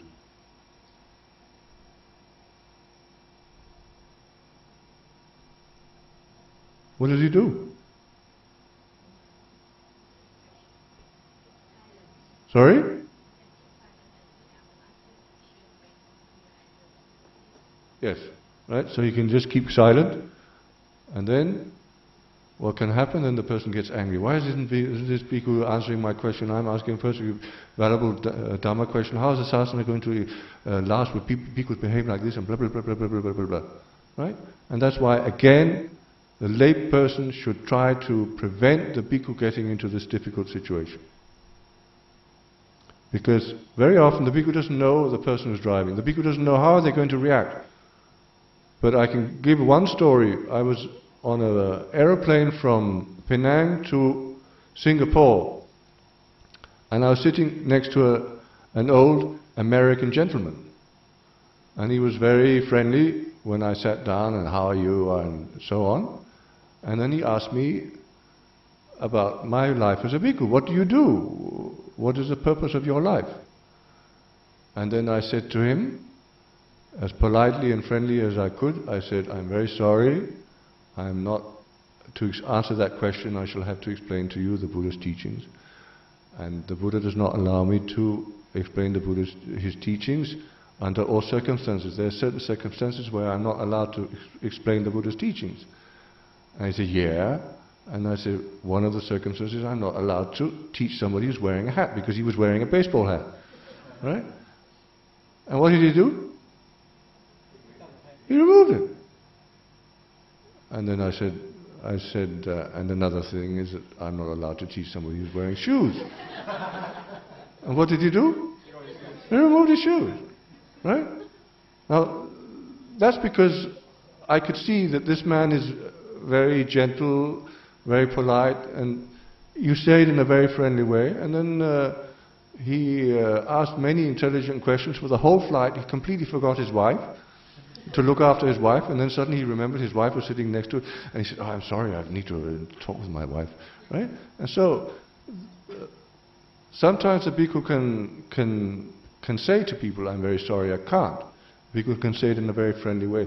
But sometimes you don't know, because the person who's driving you or whatever is not very polite, is not very, their behavior is not, you're not sure. How will they react? And then you can keep quiet, and then they may get angry. And so you're in trouble, right? Whatever way you do it, you may get into trouble. And that's where the layperson should try to make sure that this situation doesn't arise. Okay. Microphone. Hello. If you're in a situation where a bhikkhu is in a car, there's a driver, and the person asking the question, say, seated behind, is without shoes, is that appropriate for the Venerable to answer the questions? Does everybody listening in have to be without footwear, or just the person asking the question? The person asking, you can overhear people who are improperly dressed can overhear the answer. Okay. So, for example, some bhikkhus, right? For example, you have to give a Dhamma talk to a group of people, and then some of them are wearing shorts, some of them are wearing a hat, some of them are clasping their knees, right? And a problem. Then, and the bhikkhu can see it, and then he before the Dhamma talk, then he says to one person, right, now you sit right in front of me, and I'm going to address my Dhamma talk to you, right? And then this person will sit properly, behave properly, and then they address the Dhamma talk to that person alone, and then the others are just overhearing. This is a way to avoid any problems, any offense, but it's still better if everybody is respectfully dressed, everybody's sitting respectfully, everybody, right? That's still better, because the bhikkhu may, right, he's concentrating on this person and suddenly he begins to talk to this person because he's concentrating on his explanation, and so it's not so good, right? So in one way it's okay, in another way it's better to do it another way. Sorry, I have another question. Yeah. When you were referring to female devotee having a male with her when meeting a venerable, is it okay if the male is of a homosexual tendency? Yeah, that's no problem. Okay, thank you. Because there's a word in Pali called pandaka, and the bhikkhu is not allowed to associate with a pandaka. A pandaka cannot ordain as a bhikkhu. And then many say that pandaka is a homosexual, but that's not correct, because in the commentaries it's explained 5 types of pandaka. And the first type is a homosexual, the second type is a voyeur. A voyeur is a person who likes to see other people having sexual intercourse. And then the third type is one who changes sex, the fourth type is a hermaphrodite, and the fifth type is a eunuch. And the first 2 types, homosexual and voyeur, they can become bhikkhus. They do not count as the unallowable type of person for a bhikkhu to talk with or associate with. Okay? Any others?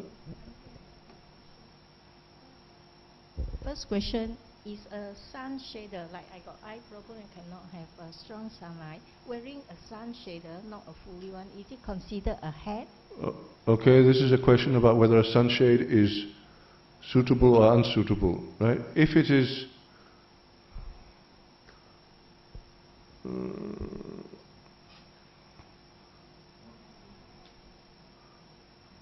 here, read number 66 please.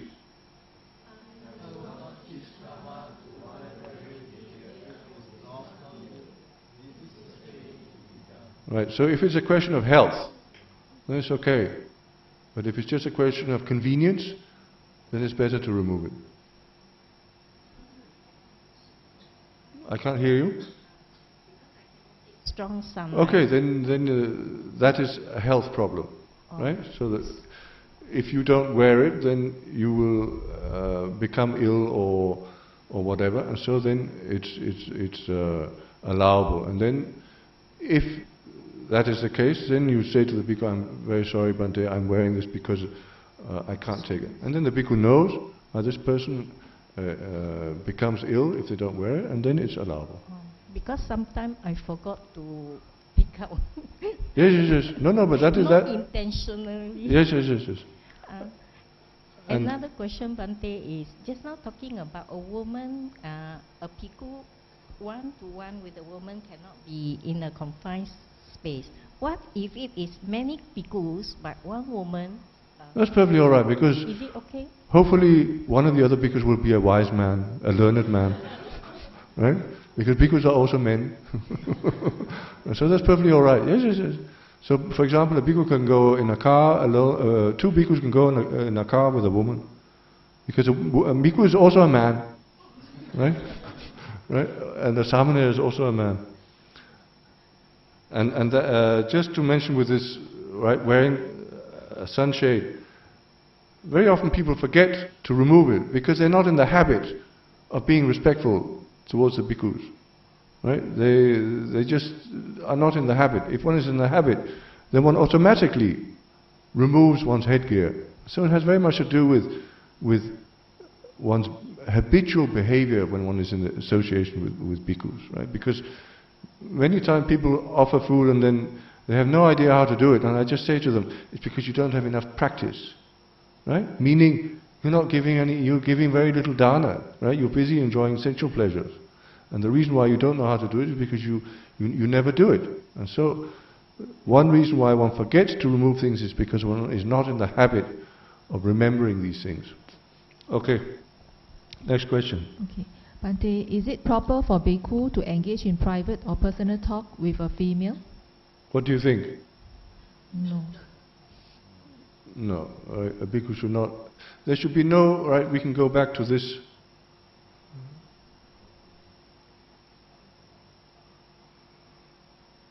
Right?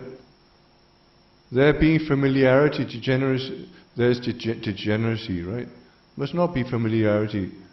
The bhikkhu must not engage in private, personal talk with a woman and even with a man, right? Because, for example, a bhikkhu should not be discussing, people should not go to the bhikkhu with their family problems.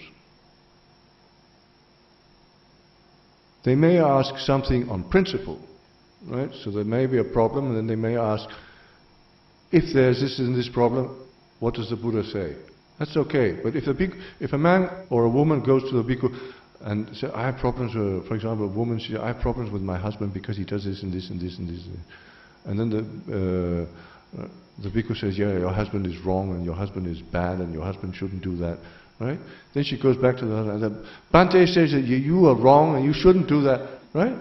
Then the husband will get angry with the bhikkhu and vice versa. Right? That's why the bhikkhu should not get involved in such matters. If people ask questions on principle, okay, but they should not involve him in personal matters. Okay? Next question. What is Bhante's view on monk enjoy mixing and talking to female followers on a mix of Dharma and mostly non-Dharma topics? Right. What is Bhante's view on monk enjoy mixing and talking to female followers? How do you know he's enjoying it? Right? This is a very frequent problem, especially in the city. Right? The women come, and then they begin to talk with the monk about all sorts of things. Right? Half an hour, 1 hour, 2 hours, and what can he do? Right? Very difficult for him. Some monks, it's easy. Right? Again, different monks, different personalities. Some monks find it very difficult to stop the conversation because their disposition is a very friendly, very warm, very gentle disposition. Some monks, it's not so difficult. They say, I'm sorry, now I need to meditate on now. Right? Some monks, they just answer the question and then they don't say any more. Right? And then some people get angry with them and other people get angry with the others, and that's the way it always is. So the lay people should try to protect the monk and avoid these situations. Because it's very easy to criticize, but you don't know what the monk's mind is. You don't know if he enjoys it. He's smiling and being friendly because we have to be friendly, right? But that doesn't mean he's enjoying it. Maybe he's thinking, oh, when are these women going to leave? Oh, right? You don't know. Okay. Next one. We understand that it is proper for a bhikkhu to have interactions with a female so long as there is a male around. What is the reason for having a male? Must the male be an adult? Must the male understand the content of interactions between the bhikkhu and the female devotee? Okay, all this has been answered, right? Yes? The next one. Okay. Under what circumstances could a bhikkhu be alone with females in an open area? Right. Under what circumstances could a bhikkhu be alone with a female in an open area? Right. If it's concealed from the eye, right, other people can't see what they're doing, or other people can't hear what they're doing. If the bhikkhu is standing or walking, then it's allowable. That was in the rule, right? Here. If the bhikkhu stands, does not sit, then it's allowable. Because there again, Very difficult sometimes. And the woman comes up to you and, what am I going to do, right? Because you can't say to her, no, go away. Right? You can't do that. And then sometimes the bhikkhu stands up or something like that. And there, the laywoman, for example, a laywoman may sit here and she's talking to the bhikkhu, and then there's some people over there. And it's all right. Then she sees that they leave and they're alone in the room. Then what should she do? Then she should get up and say, okay, Bhante, this is enough for today, and leave. She should try to protect the bhikkhu and look around and see it's not proper. There are some women who do that. They are, right? There are women who know that it's not proper for a bhikkhu to be in an enclosed space alone with a woman. So even when they're going to drive the bhikkhu somewhere, then they wait until the bhikkhu and another man is in the car, and then they get into the car. Right? And that's because they understand what is the proper way to behave. Okay? Next question. Is it okay for one female devotee to speak to a bhikkhu alone in the Dharma hall, as long as it is open space where people can walk in and out, even though there would be periods of time when there will be nobody else but the bhikkhus and the single female lay person? Okay, this has been answered, no? Yep. Right? Because it's not enough that the place is public. There has to be other people there, okay? And there again, sometimes the bhikkhu, he's caught, right? And then it's difficult for him. And then you may see him and then you start criticizing him. And he's enjoying talking, but it's because he's in a fix. He doesn't want to be rude to the lady. She may get upset. And that's why then sometimes it happens, and it can be very difficult. Okay? Next question. Could a bhikkhu travel in a vehicle in a company of two females? Right? According to one way of reading it, no. Another way of reading it, yes. Right? So it depends. Some people say yes because there's another person. Some people say no because the Buddha says there has to be another man. And so, my teacher always says, if in doubt, don't. Right? Some, they say if in doubt, do. My teacher says if in doubt, don't. Next question. Is it okay for two female devotees to speak to a bhikkhu inside a room? Or is it better to still have the presence of a male even if there are two female lay devotees? Again, yes and no. Okay? Because it's better to have a male even though there are two females, but some will say it's not a problem because there's two females is allowable, right? And that's because the Buddha didn't explain it. That problem didn't arise, and the Buddha didn't tell us how to do. Okay? Okay, the next question. Is it allowable for a bhikkhu to communicate with a female lay person by A, mobile phone, B, SMS, C, Skype, online messaging services, D, email? As this could allow private conversation between a bhikkhu and the lay female devotee. Any issue with the Vinaya, please? If so, are there any ways that the female devotee can overcome to make the communication, which is sometimes necessary, allowable? For example, to copy in other persons into an email communication. What about other modes of communication above? This is a big problem now, right? Because now the world has become very communicative. And it's not proper for a bhikkhu to sit talking on the telephone with a woman, but at the same time, we can't find anything in the Vinaya that says it's improper, that it's against the Vinaya, but it's not proper.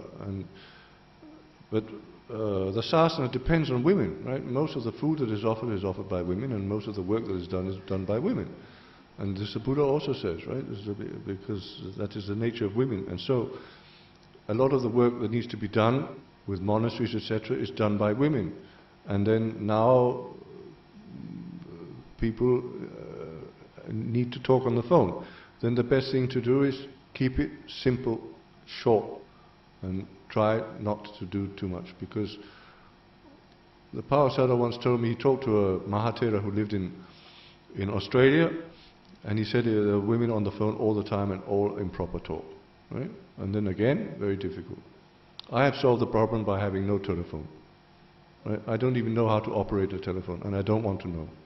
Because then, because it's not just talking with women, it's talking with any layperson. It's not proper to sit and chat with the bhikkhu on the telephone. Right? And also you have the problem, the bhikkhu is standing, you're sitting in your sitting room with a TV on, your children playing around you, maybe you have a glass of whiskey, right? And you are disrespectfully dressed and you're talking to the bhikkhu, he's standing up, right? That's also no good. So try to minimize it and try to keep it simple. All these complications about sending copies to others maybe. Okay. Next question. Is it okay for a female person to hold the umbrella to provide shelter for a bhikkhu, or must it be a male? It doesn't look good for a female to hold an umbrella over a bhikkhu, but there's no rule that says I'm not aware that there's any rule that says a woman shouldn't do it. And so there again, yes and no. Right? Because when there's a problem, usually people criticize the bhikkhu, right? They don't criticize the layperson, right? He's enjoying having a woman hold an umbrella over him, right? Or he thinks he's so important he needs somebody to hold his umbrella over him, right? But he hasn't done anything. But this is human nature, even in the Buddha's time. It's always the bhikkhu who gets the blame. Okay? Okay. The next few questions is pertaining to listening to Dharma talks. The question is, as organizer for Dharma talks, what would be the relevant Vinaya rules that the organizer should be aware of and should take note in order to protect the Dharma speaker? Okay. What Vinaya rules should the organizer of Dharma talks be aware of to protect the bhikkhu? These rules. I will not teach Dharma to one with an umbrella in hand, a staff in hand, a knife in hand, a weapon in hand, wearing non-leather footwear, wearing it should be the first one should be leather footwear. Wearing leather footwear, wearing non-leather footwear, in a vehicle, one lying down, who sits clasping his knees, wearing headgear, whose head is covered, one sitting on a seat while I am sitting on the ground, one sitting on a high seat while I sit on a low seat, one sitting while I am standing, one walking behind while I am in front, one walking beside a path while one walking on a path while I am behind the path, beside the path. That is the rules that one should be aware of. And I have to this day never ever experienced anyone who got angry because I explained to them that they should remove their shoes. Right? I can see no reason whatsoever why a bhikkhu shouldn't be able to go to give a Dhamma talk in a stadium and then explain to the people that the Buddha has laid down all these rules out of respect for the Dhamma, and please remove you can say it in a very friendly way. Why would they object? Right? What reason could they have to object? No reason at all. And many people will be very happy to do it. And so there should be no problem. Okay, number 17. Sorry. Pertaining to these questions, how about for those lecture room where the seats are actually like a stadium, the seats are going up? That's and true. The stage at the bottom, we cannot organize there, right? Yeah, this is a problem. This is a major problem. But it depends. Some people say, this is the modern day, blah, blah, blah, blah, blah, blah, blah, and we don't need to follow that rule. Some people say, I'm sorry, I can't give a Dhamma talk there. Next question. What is the proper conduct in listening to Dhamma talks? In particular, what are the don'ts? Right, the don'ts are all those I just showed you.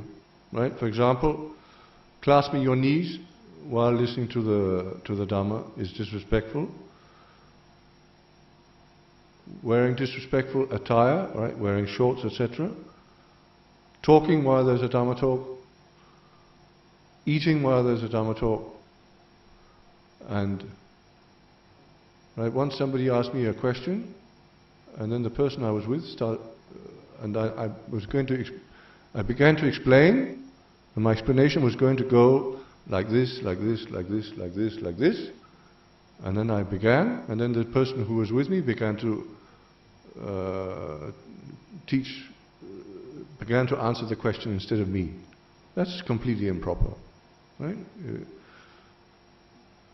So, and talking on one's mobile phone is also improper. It all has to do with what we had in the beginning, respect. Okay? Bhante, there's another point when we are listening to Dhamma talks. I think it's not in the don't list. It's when our legs should not point to the Buddha Rupa or to the teacher. Your feet should not point towards the speaker or towards the Buddha Rupa. That's not a rule in the Vinaya, but that is in the Buddha's time. That was considered disrespectful. So even though it's not in the Vinaya, it's still improper. Okay. Next question. There are some external venues for Dhamma talk where the audience would be wearing shoes. Can the bhikkhu still give the Dhamma talk to this audience? Any skillful way to do this? Okay, this I already explained, right? So they must take out the shoes. This is. Okay. Next question. I understand that a bhikkhu has to be seated higher than the listeners when expounding the Dhamma. Can a seated bhikkhu expound the Dhamma to a standing listener, whereby the listener's head will be higher than the bhikkhu? This is irrelevant. It has to do with the seat, not the head. Right? So,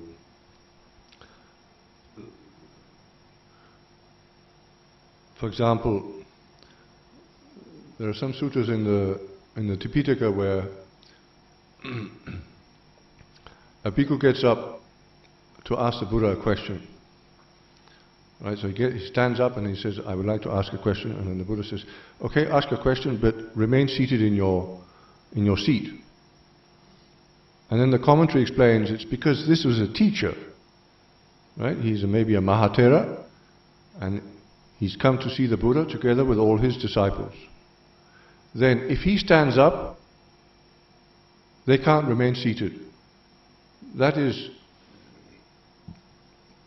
it's in the Vinaya for bhikkhus, right? If your preceptor walks into a room and you're sitting down, you have to stand up, unless you're eating, right? So, in this case, he stood up, and then all his disciples have to stand up, right? Then confusion. And that's why the Buddha then says, ask a question and remain seated in your seat, meaning to prevent all his disciples from standing up. And so this relationship between sitting down and standing up, and then seated on a higher seat, is a very old tradition, and it exists even in the West. Right? Now, of course, in the West, everything is thrown out of the window, and in the East, they're also gradually throwing everything out of the window. But for example, the Queen of England, when she gives her speech in Parliament, her seat is higher than her husband's seat, because she's the Queen. Right? So it's a very old sign of respect to give the teacher or whoever the higher seat and to remain on a lower seat. Okay? Bhante, can I ask a question? Yes. So even if we ask Bhante a Dhamma questions one-to-one, we also have to follow all these... If you're sitting on the same, it's okay. Same level is okay. But you shouldn't sit on a higher level than the bhikkhu, unless you're sick, right? For example, once one of my dayakas had an accident and he went to hospital, and then he asked me to come and see him, and he couldn't move, right? Then I stood next to the bed and gave him his Dhamma talk. And he's lying down, I'm standing up, but that's okay, because he's prevented from standing up. And so my Vinaya is all right in that case. So if Bhante is sitting, I'm standing, I should not ask a Dhamma question? Yes, standing is all right. But you should not sit on a higher level. Oh, okay. Standing is not disrespectful. Okay. But if I'm standing and you are sitting, then you shouldn't ask. Okay, it's right? a seat, no? Okay. Right, because that's here. Sorry. Here. 70. Please read it. Standing, I will not teach Dharma to one who is not. Right? But you can stand and ask, and the bhikkhu is sitting. That's all right. Okay? Yeah, any questions? Okay, if there's no question, we will go to another category of questions about Vinaya. Okay, the question is, what is Bhante's view on Vinaya rule? Cannot touch money, but monk has a fat bank account. This is a very good question. Right? Bhikkhu cannot handle money, possess money, touch money, but he has a great big fat bank account. Okay. Now this is a very good question, but the person who asked the question doesn't understand what the system is. A bhikkhu cannot have a bank account. But first let's look at the rule. Please read.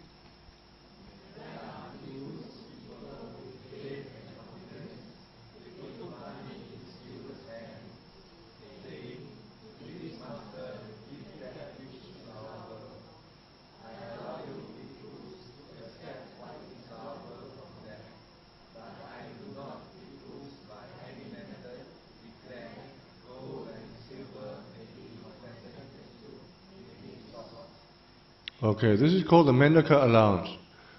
Mendaka was a very, very rich man in the Buddha's time, and he went to see the Buddha and he said, I'm a very busy man. I want to make punya, I want to give dana, but I don't have time. Would it be possible for me to leave money with somebody for a certain bhikkhu, and then that somebody, then the bhikkhu can ask that somebody for requisites, and then that person can buy requisites on my behalf and offer to the bhikkhu. That way I make merit and I become happy. And the Buddha laid down that rule. This is called the Mendaka allowance. Right? But who has the money? The steward, right? The kapya or whatever name we give it. Right? It's not the bhikkhu who has the money. The bhikkhu cannot have a bank account, right? Bhikkhus do have a bank account, but that's another type of bhikkhus, right? But a bhikkhu who follows the Vinaya cannot have a bank account. It's impossible. It's the layperson may have a big bank account for the bhikkhu, with money that people have offered for this bhikkhu, for requisites for this bhikkhu. And the Buddha doesn't make any limits. The bhikkhu can have $1 million on dedicated to him. But it's not the bhikkhu's money, it is the dayaka's money. And it is the kapya who holds the money and is in charge of it. And what happens very often is the kapya steals the money. Right? This is not unheard of. And right, the bhikkhu can't do anything. And there's another rule in the Patimokkha. Please read.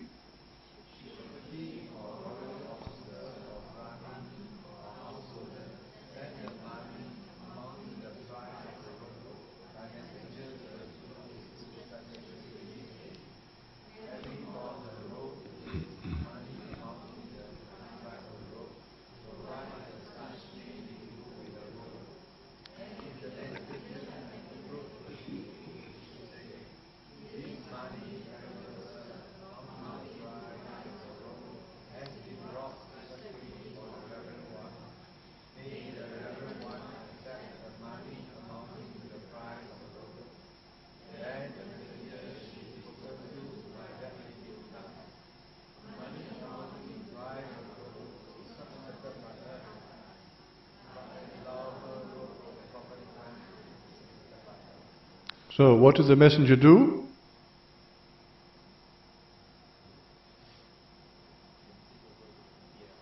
No, read it here. What did the messenger do?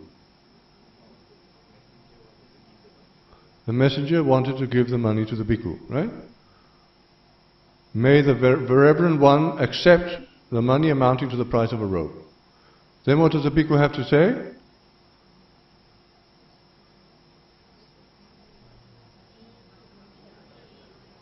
Yeah, the bhikkhu cannot accept money. Then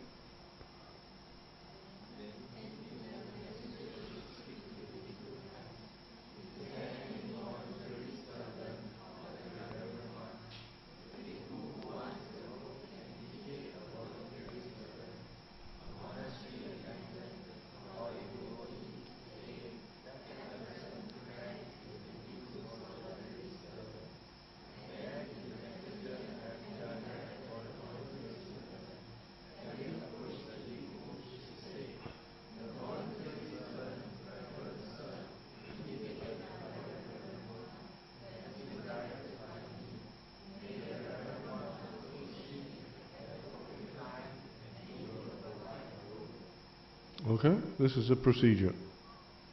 So, if one wants to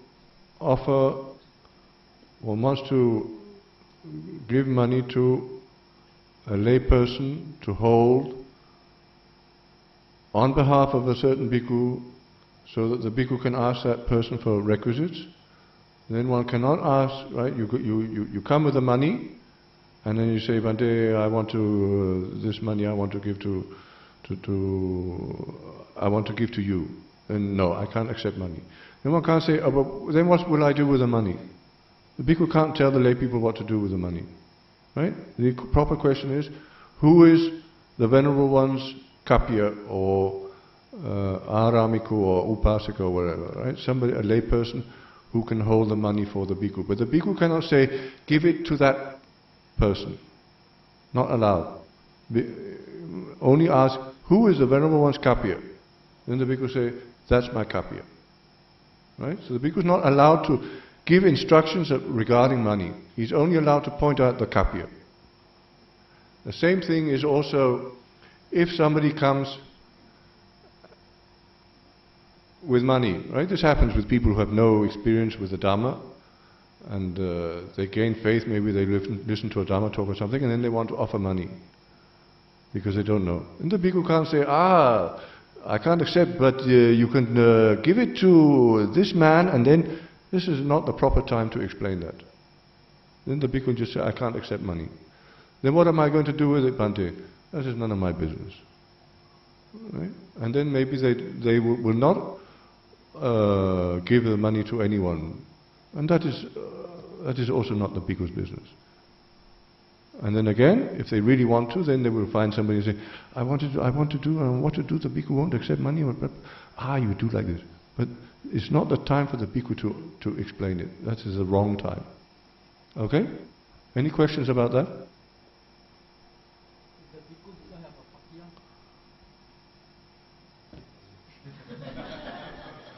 We don't ordain for requisites. We ordain for nibbana. And the thing is also that the lay person who really wants to do things will find a way. The lay person who just, all right then, if that's the way it's going to be, I'm not going to give you anything. Right? That lay person does not desire, has a very strong desire to do kusala. I remember once I was in Sri Lanka, and I was going from one monastery into town, and I was going to take a bus. In Sri Lanka they have bus coupons for monks, and you can use those bus coupons on the government buses. Right? Most of the buses are private buses, very few buses are government buses. And I was with a Mahatera, and a man drove us.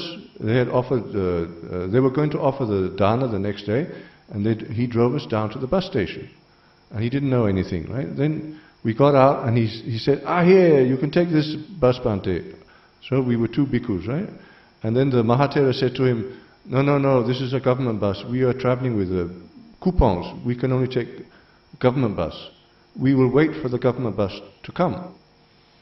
And then the man took out his wallet, and then he took out money, and then he very respectfully, Bhante, please accept this so you can buy a ticket on the private bus. Right? He wants to do kusala. Right? And then the Mahatera said, we don't accept money. Oh, then he put his wallet back. And then he started walking up and down. Right? We're just standing there waiting. And he's walking up and down. You can see he's thinking. Right? Because he wants to do kusala. And then he comes up and he says, Bhante, if I buy the tickets and I give you the tickets, can you go on the private bus? And then the Mahatera said, we accept tickets. Right? And so that's an example of somebody who didn't give up, right? I want to do it. How am I going to do it? And then they find a way. Okay. Okay, next question. If a monk says, offer me a drink, is it breaking Vinaya rule? If a monk says, offer me a drink, is it breaking the Vinaya? It depends. If he has a pavarna, right? So maybe he comes to a place and then the Mahatera there says, these are the kapyas, anything you need, you can ask these kapyas to get it for you, or maybe the kapya gives us a pavarna, then the monk can say, please give me a drink. But if there's no pavarna, nobody has said, please ask, then the monk should not offer me ask for a drink. If the monk is sick, he can ask for something to drink, even though he doesn't have a pavarna, but it's recommended in the Visuddhimagga that he does not ask even though he's sick. Okay? Okay, next question. If a monk requests to go to certain park or tourist attraction places, is this breaking Vinaya rule? Yes, a monk should not go for entertainment, should not go to the cinema, should not go to the theatre, should not go to tourist attractions or anything like that. Because there's a sutta called the Dvida Vitaka Sutta in the Majjhima Nikaya, where the Buddha explains that when he was a bodhisattva, he divided his thoughts into two types, right? Nekama thoughts, right? There are three types of vitaka, kusala vitaka, and three types of akusala vitaka. I'll just take the first ones, right? So the first akusala vitaka is kama vitaka. The first kusala vitaka is nekama vitaka. Kama vitaka is when there's a thought with the intention for kama sukha, sensual pleasure. Sensual pleasure through the eye, through the ear, through the nose, through the tongue, through the body. And then nekama sukha is the opposite, where you don't seek sensual pleasure. And there the Buddha explains that when he was a bodhisattva, he decided only nekama, not kama sukha. And the commentary explains that this referred to when he was a bodhisattva in the forest, and then he saw all the beautiful birds flying. That was not kusala. When he saw all the beautiful trees and the beautiful flowers, not kusala. Because if one looks at a flower and thinks, oh, what a beautiful flower, that is not a kusala thought, that is an akusala thought, because the flower is not beautiful. But if you see a flower and you think, oh, what a beautiful flower, I want to offer it to the Buddha, that's kusala. Right? You may also, for example, here, the devotees in the Singapore Center, sometimes they offer the most fantastic flowers, right? And then you see them and think, what beautiful flowers for the Buddha, right? So that what you're looking at is the fact that these people have bought such beautiful flowers for the Buddha. That's kusala. You may also want to offer flowers to your teacher or to the bhikkhu or whatever. That's okay. But to go, to say I want to go and see, I don't know the tourist sites in Singapore, right? But Sentosa. What? Sentosa. Sentosa. What? Sentosa. Yeah. Right? The bhikkhu can't say I want to go and see Sentosa, or I want to go and see the skyscraper or whatever. This is not a proper object for a bhikkhu to seek. And sometimes it happens that bhikkhus want to, right? And then I had a dayaka who asked me what to do, and I just said, well, just say you're busy, you don't have time. Because you don't have time. You don't have time to take the bhikkhus to do things that are improper, right? So you should not take bhikkhus to see tourist sites, for example, going at night somewhere to see all the lights and all that. That is not a proper object for a bhikkhu, right? But you can take a bhikkhu to a park if it's for exercise, right? Because, for example, here, very difficult for a bhikkhu to get any exercise. Sometimes people invite us to somewhere, and then we go for a walk. That's for exercise. That's okay.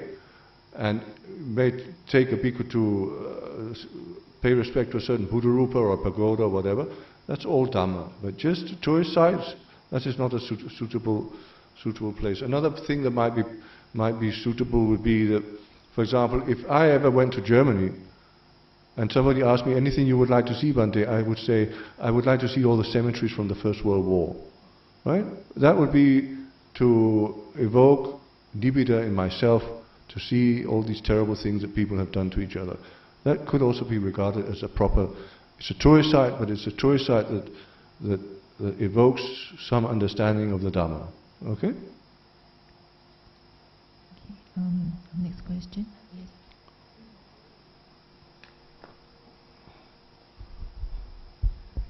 Bhante, what if another monk has invited a bhikkhu out to this improper I mean, to these sites like for sightseeing. So a bhikkhu invites another bhikkhu to go sightseeing. Yes? Yeah. Yes. Who's driving the car? A devotee. Well, then you just say, I'm sorry, I don't have time. Okay. Because it's completely improper.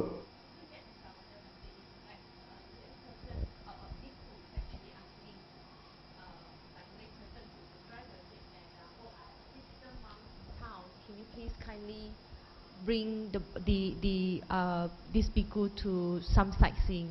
If we're saying that I don't have time, it's in a way that it's musawada to us. So what is the proper way? By in a way we don't want to say no to the bhikkhu, but another way we don't want to musawada. I don't know. Maybe we can offer to say, maybe we can bring you some other places, like places of a temple. Well, there are no temples in Singapore that are worth going to. No, because either they've got wrong view or they handle money and all that. And so the thing is that sometimes lay people want to do it because they want to extend hospitality as a sign of friendliness, right? But it's just not proper. And in your situation, I don't really know what you should do. I don't want to recommend anything. Yeah. Then what you can do maybe is another time.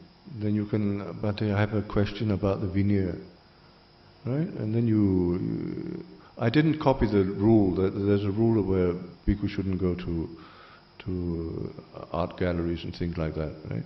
And then you can ask about this question, and then you can ask, is it proper for bhikkhus to go sightseeing, right? And then the Mahathera might say, no, it's not proper, right? And then you leave it like that, and then maybe the Mahathera will think, well, maybe I shouldn't do that, or maybe he will do it again, I don't know. Okay? Yeah. When is it allowable for bhikkhus to wear slippers, sandals, and when is it necessary to be barefooted? The Buddha does not allow bhikkhus to wear sandals outside the monastery. And that's again because the lay people complained, right? But if a bhikkhu has a good reason for it, first of all, sickness or the eventuality of sickness, he can wear sandals. So for example, I wear sandals in airports because I know from experience that the floors in Singapore airport are very cold, and then I get a stomachache.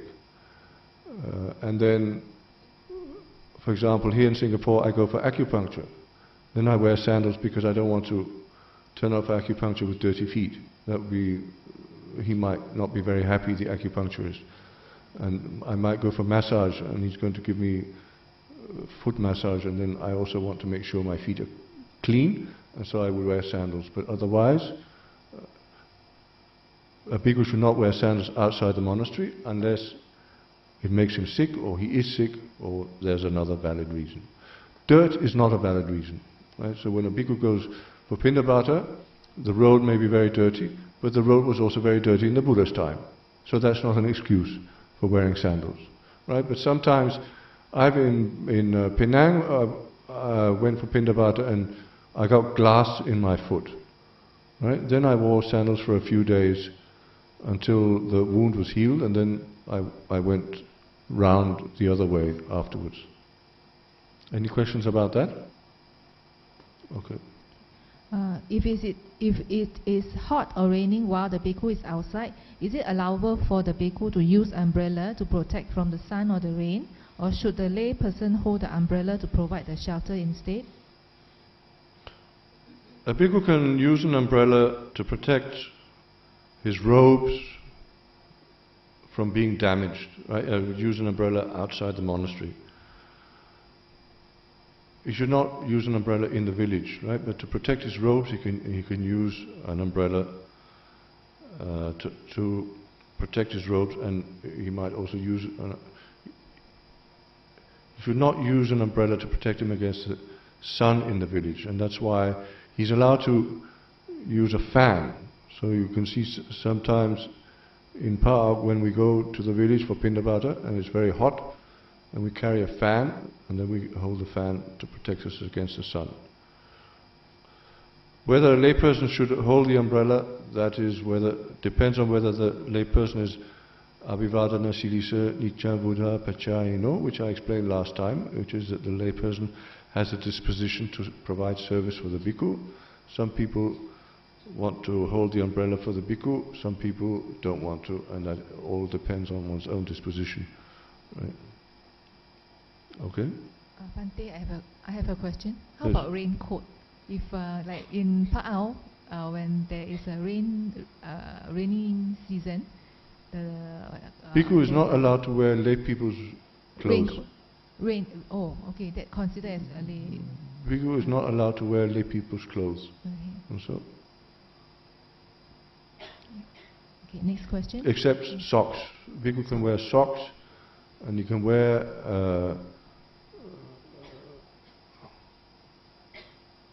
no, I think socks are the only thing he's allowed to wear. How about shawl? That's the Buddha allows that. Buddha allows Bhikkhu wearing a shawl, he can wear a blanket, he can put a cloth over his head, but not lay people's clothes with sleeves or pockets or trouser legs or shoes. He's not allowed to wear that. Okay. Bhante, I have a question. There's a question there. If, let's say, there are Western monks who stay in very cold country, cold weather, and they still have to go Pinapat during winter time, where it's sub-0 degree. So what should they do at that time? Well, then they should go back to their home monastery in Thailand and go Pindapata there. No, but it has to do with Patirupa Desa, right? A proper place, a suitable place, right? And so some will say that they should break those rules in order to propagate the Dhamma. Some say that you can't propagate the Dhamma by breaking the rules. Right? So you've got two schools, because some say, how can you teach the Dhamma by violating the Dhamma? Right? If the Buddha says you can't do this, then how can you teach the Dhamma at the same time as you are breaking what the Buddha said you should not do? And so, problem. Okay. Any question?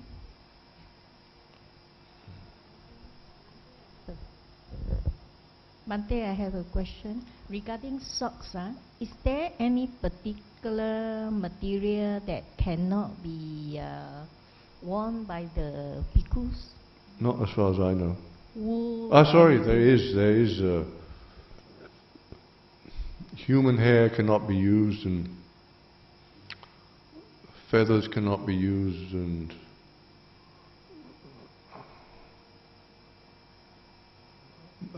maybe lions, thread made of lions hair, horse hair, bear hair, things like that. But silk, cotton, wool,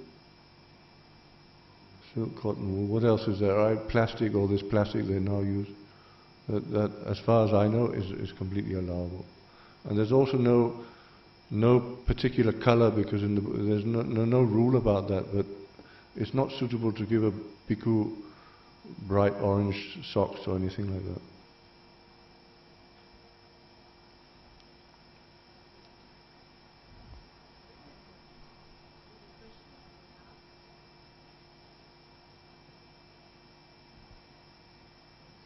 There's a question on behalf. Bhante, what is the length of the clothes? I guess it's blouse that women should wear. I think the concern here is these days out of fashion, they wear very short blouses so that when they raise their hands, you could see the flesh or the waist. So is that considered proper? Well, you don't need a bhikkhu to tell you that. You know yourselves what is proper and improper. Yes. Right? Okay, thank you, Bhante. Bhante, I have a question, Bhante. When a female layperson talk to a bhikkhu, should they look straight into the eyes of the bhikkhu? Because out there they say it's disrespectful if you're talking to a person and you're not looking at that person into the eyes. But here the Vinaya, if I'm not wrong, we should not be staring into the eyes of the bhikkhu. So which is which? It's not in the Vinaya as far as I know, but it is an ancient custom, and it's an ancient custom that existed all over the world. For example, in England, if you looked at the king in the past, if you looked the king in the eye, then he could have you arrested, and I don't know whether he could have you shot. I think in Japan, if you looked at the emperor, then they cut your head off immediately, right? So that's a very ancient custom, and there's a story in the commentary to the Vibhanga of the Abhidhamma, where there's a man of poor family who becomes a very famous monk, and then the king goes to offer this man who's become a famous monk, offers him food, and the king is very respectful towards this virtuous monk, and then he comes out and then he says to the queen, "What did he look like?" And then the queen says, "You a man, how, and I'm a woman, if you a man don't know what he looked like, how should I know what he looked like?" Right? And then I asked my teacher, the Most Venerable Pa-Auk, what is the meaning of this story? And then he told me it's because in ancient times one did not look at a respectable person in the face. And this one can see, in Myanmar at least, one can still see it. People of the old generation, when they report their meditation to the teacher, they don't look at him, right? They just like this, and then they report their meditation, and then they receive their instructions, and they answer, then maybe they have a discussion, and then they pay respect and never look at the teacher. And that is the ancient way of doing it, of not looking at a respectable person. There's a word for it.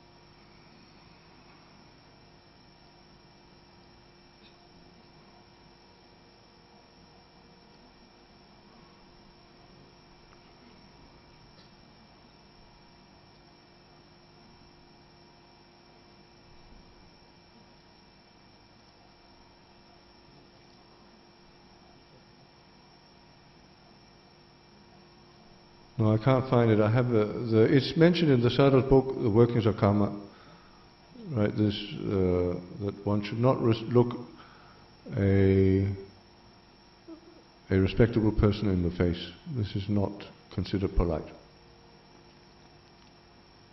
Okay?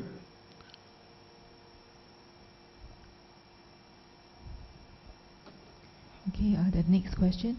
If a bhikkhu moves a box of foodstuff or medicine which need to be offered, but is completely unaware of its contents, can they be offered to the Sangha? Right, so here we have a box. It contains food or it contains medicine, and then the bhikkhu moves it. Then it becomes unallowable. And the question is it unallowable even though the bhikkhu didn't know what was in it? Yes, because a bhikkhu should not move anything without knowing what it is. Right? Bhikkhu should, in fact, one should never move other people's property without their permission under any circumstances. But especially for a bhikkhu, if there's a box, then he shouldn't move it without knowing what is in it. And that's why very often you will see, if people are moving things around, and the bhikkhu is standing and the lay people are doing all the work, and then some people complain, why can't the bhikkhu do any work? And it's because the bhikkhu can't move these things around, right? Because there may be some medicine in it or whatever. In my monastery in Myanmar, when bhikkhus receive parcels, then the kapias have been trained that they give it to a layperson, and then the layperson opens the parcel, and the bhikkhu doesn't receive the parcel at all, right? It goes straight to a layperson, and the layperson opens the parcel, and then they go through it to see if there's anything that's edible or medicine, so that the bhikkhu hasn't touched it. Okay? Okay. The next category of questions are mostly general questions. With the first one, there are many differences in interpretation of the Vinaya practices among various traditions within Theravada. Why is this so? Is it because of different interpretation of the Vinaya Pali text itself, or due to differences in adopting different commentaries to the Vinaya? Different Vinaya practices among the different traditions.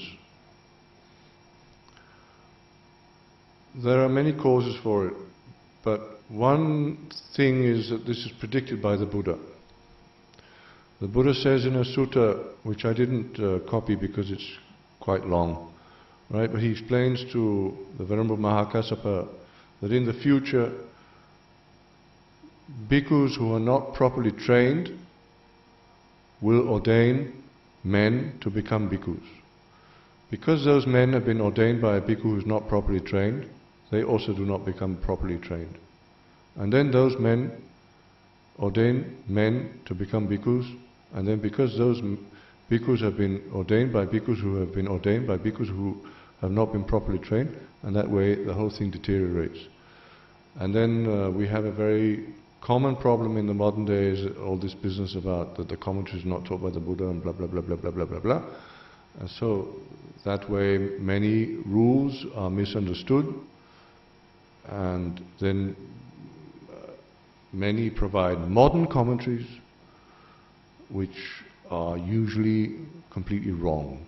Because the way you can see whether a modern commentary is right or wrong is that it conflicts with the Dhamma in one way or another.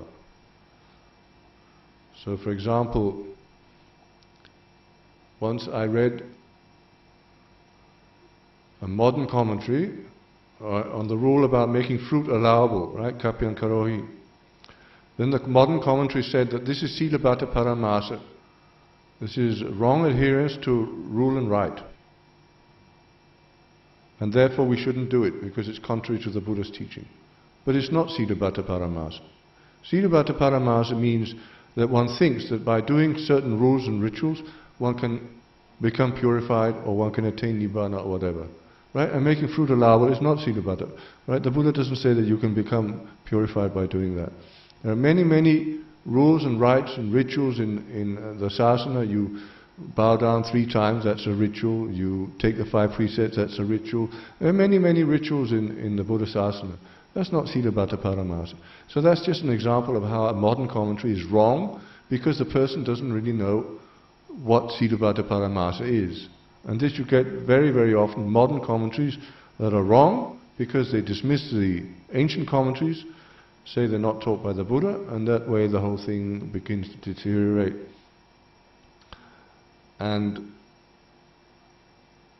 it's predicted by the Buddha, right? It can't be avoided. It has to be like that. It began already in the Buddha's time. Already in the Buddha's time, the Sadhama was going down.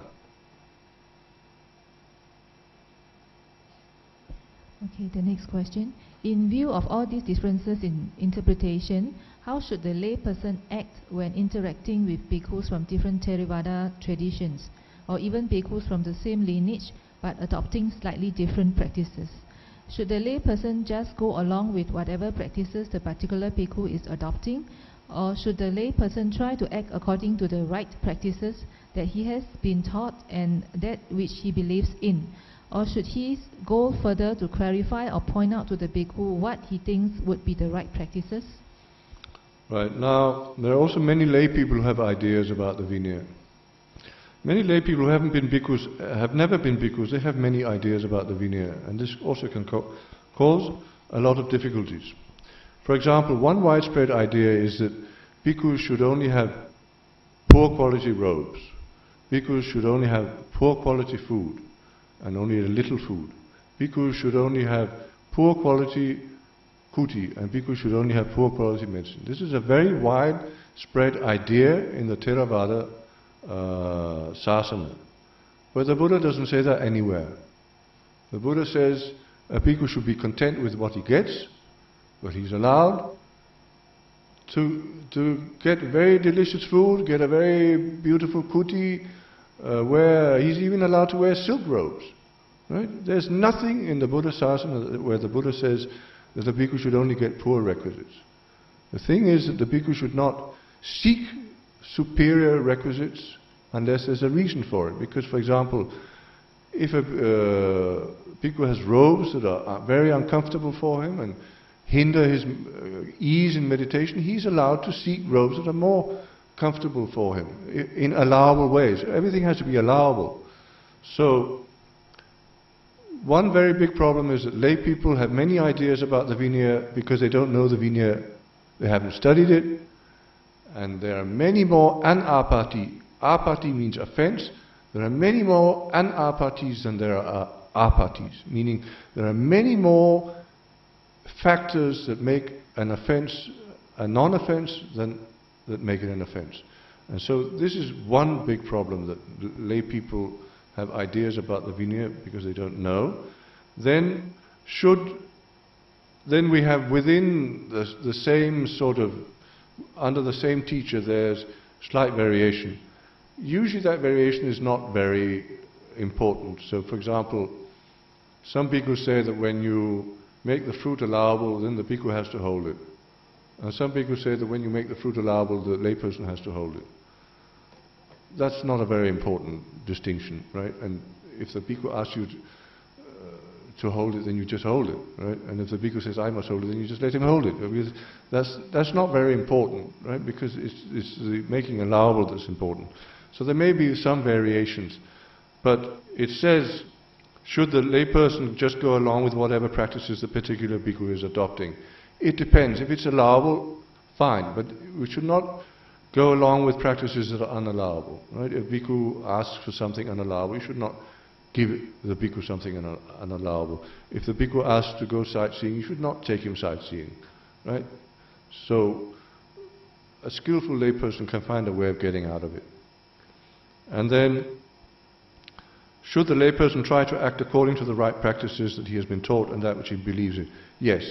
For example, I knew one layman, he told me that there was a place where the bhikkhus, when they needed to go to the doctor, they would come from the different forest monasteries and then they would go to the capital city, and then they would stay in this temple and then they would go to the doctor, right? So this temple was made for sick bhikkhus to stay in the capital city. And then the layman said that the monk in charge of that place wanted to establish an account, right, to collect money for this temple to be in charge of, to get medicine. And then the monk in charge telephoned this layman and said, we're establishing an account so that we can get medicine for the bhikkhus. And then the layman just said, Bhante, if any bhikkhu needs any medicine, I will offer the medicine. Then the bhikkhu again, no, I'm talking about making an account. Bhante, if any bhikkhu needs any medicine, I will offer medicine. Please just tell me and I will get the medicine. Right? He kept on repeating that. And then he came and asked whether he had done the right way. And that was completely correct. Right? So that no argument, but don't go the wrong way and just do what is right, but if there's any conflict, then just don't do anything. And should the layperson go further to clarify or point out to the bhikkhus what he thinks would be the right practices? Very dangerous, right? Because we should not teach people who have not asked us to teach. It may happen. I have a daika who's very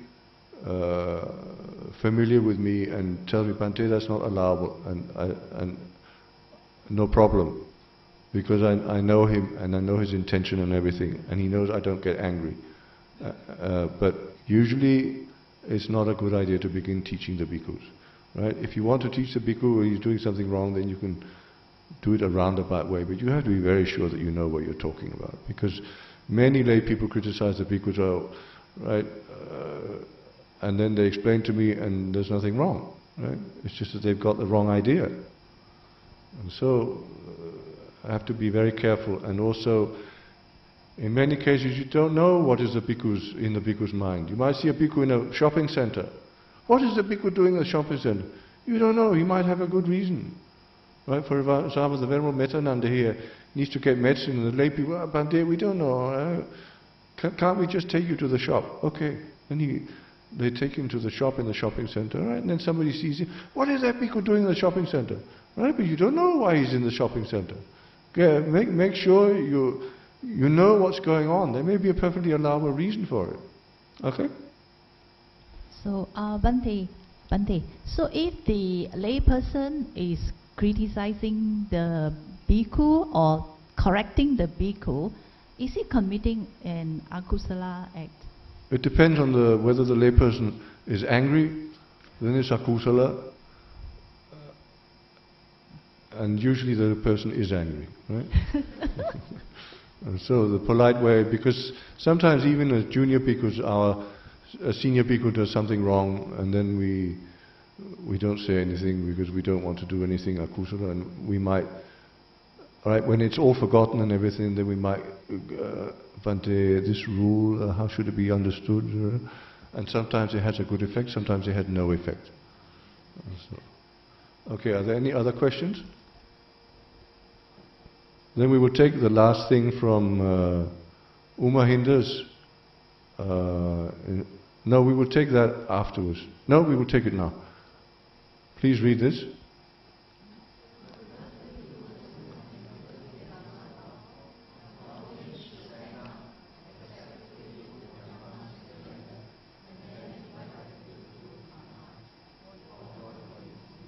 Who wrote this?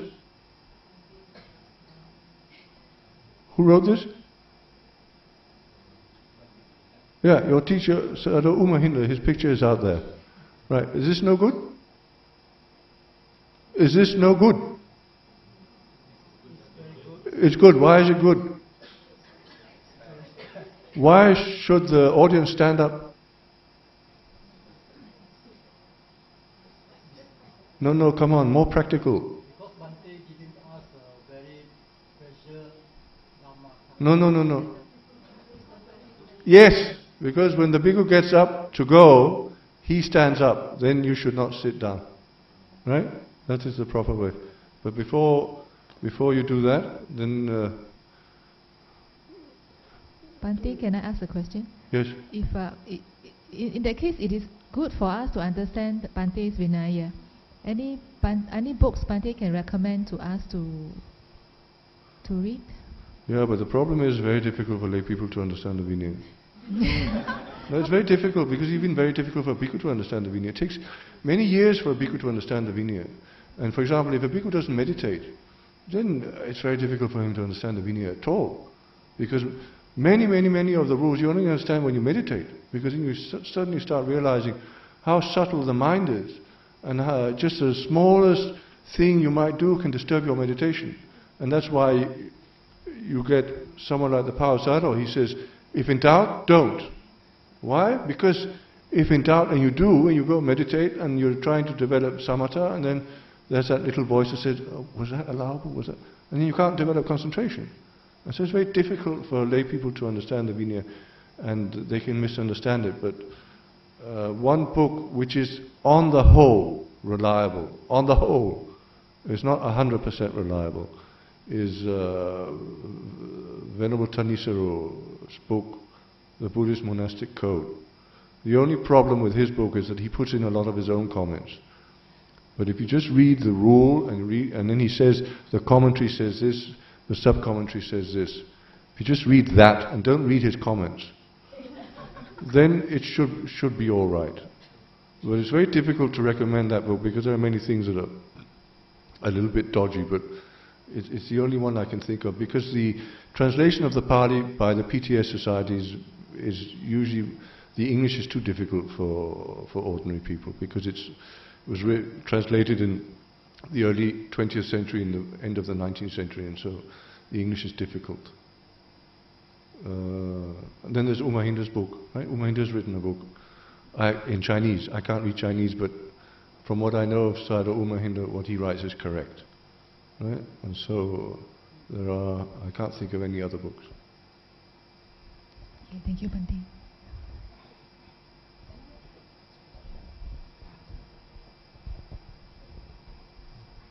Yeah, come back to the question just now. Bhante says that after the Dhamma talk, when Bhante depart, we better to stand up.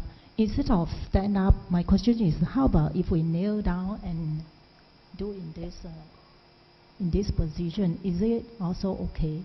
That is up to you to decide. This is up to you to decide. Because the difference is that the teacher is standing and the pupil is not standing, right? And so, I don't want to tell you what to do and not to do.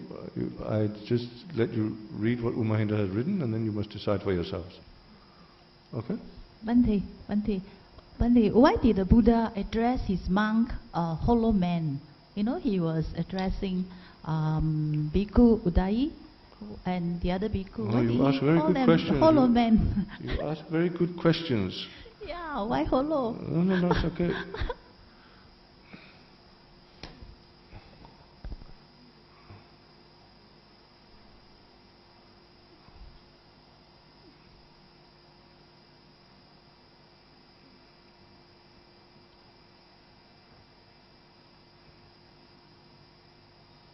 Because one idea that people have is that the Buddha was just this smiling, friendly person all the time. But the Buddha would very often scold, because he explains in one sutta, he explains that sometimes he talks softly and gently, and sometimes he talks very roughly and hardly, right? And that's for the bhikkhu's benefit, right? So that he's talking to a horse trainer, and then he asks the horse trainer, how do you train your horse? And then the horse trainer explains, well, sometimes I do like this and sometimes I do like that, right? So sometimes very soft, and sometimes he uses the whip and very rough behavior towards the horse, right? And that's because different things need different approaches. And then the Buddha asks him, well, what do you do if the horse is cannot be tamed at all? And then the horse trainer says, I kill it. And the Buddha says, I do the same. Right? And then the horse says, what? You kill the bhikkhus? And the Buddha says, yes. And then he explains, in the Buddha's teaching, when the Tathagata refuses to teach a bhikkhu, that is the same as killing him. Right? And so now we'll just try to get this question. Sorry.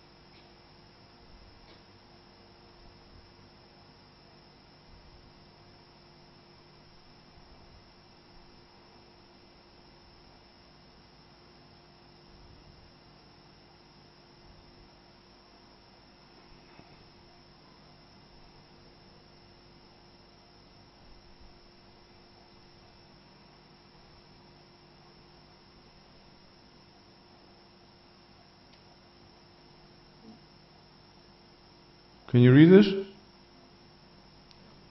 Okay. Can you read it? No, you can't. Oh.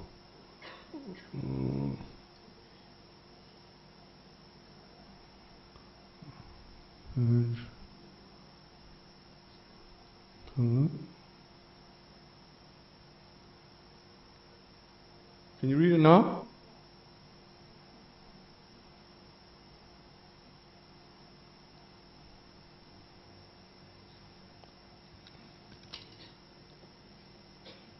Yes, you can.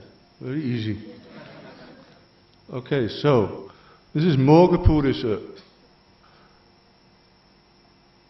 And the commentary explains there are three types of Mogapurisa. Number one, there's no decisive support for path and fruition that means in this life. right? So, for example, Venerable Sudina, he was a bhikkhu who had sexual intercourse with his wife, and he was the reason why the first Vinaya rule was laid down in this Buddha Sasana.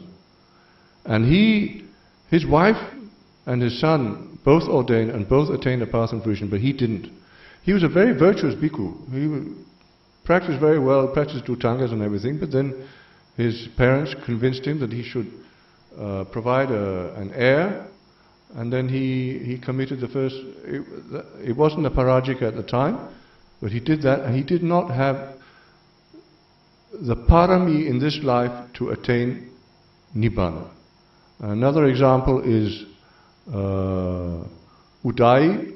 He was the one, I quoted the rule where he's sitting with a woman, right? He was also called Laludayi, and his misbehavior was the cause for many rules being laid down, right? And he's the kind of person who has no support in this life for attaining nibbana. But for example, no, I don't remember if it was him. Udayi, no, it wasn't Udayi, sorry. Then we have number 2.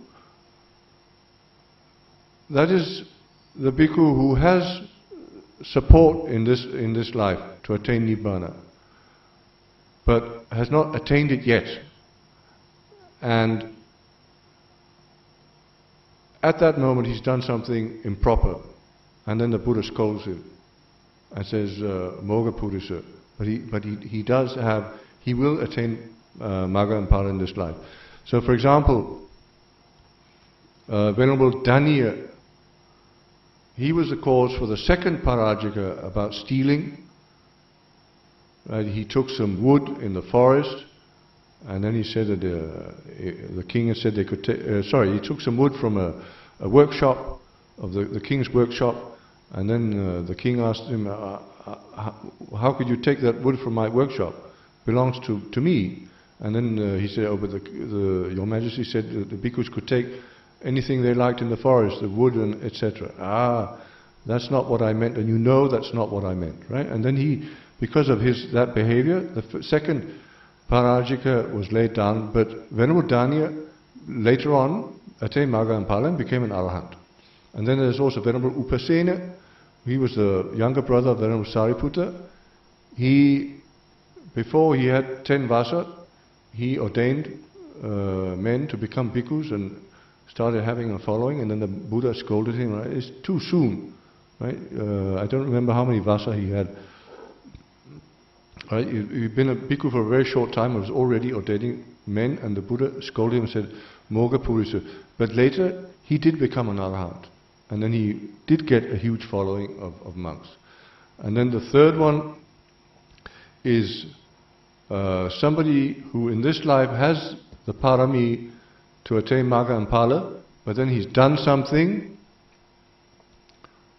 which has removed that. So for example, this is a teacher called Makali Kosala, who taught that there's no effort, there's no kusala, there's no akusala, etc.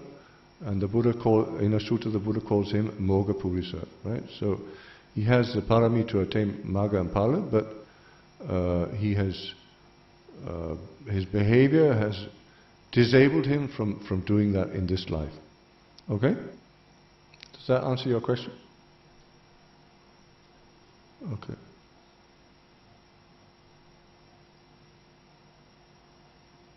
Any others?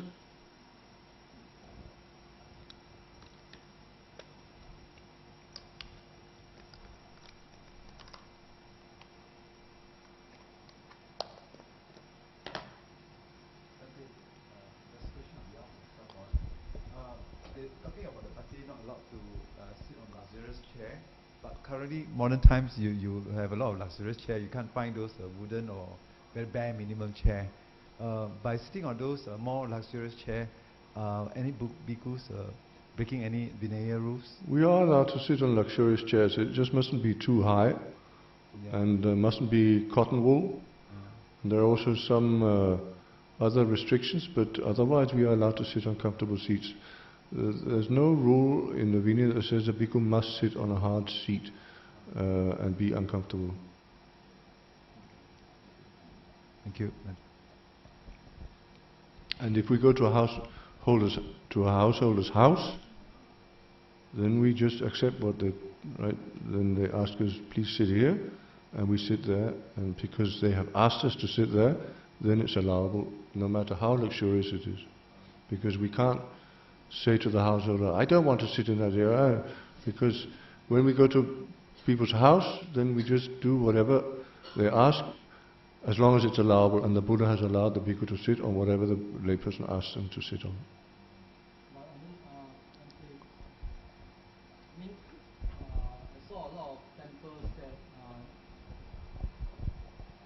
I saw a lot of temples that the chair is a very luxury chair. But is it appropriate for monk to sit on luxury chair? Not only here. I saw a few places, even at the Mangala Vihara temple. Also, the chair that is luxury chair. So I'm just curious that I hope that you don't feel offended that you help me to answer this question. No, but it's not unallowable to sit on a luxurious chair. It's a high and luxurious chair, right? And for example, it's very common for people when they change their furniture, then they give all their second-hand furniture to the monastery, and then the monastery is exploding with old furniture, and then you get a sofa which is very comfortable. And if it's not too high, and if it's not cotton wool, and there are some other restrictions also, then it's allowable.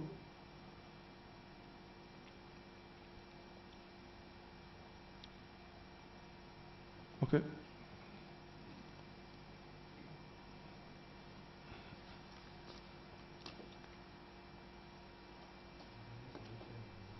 Okay.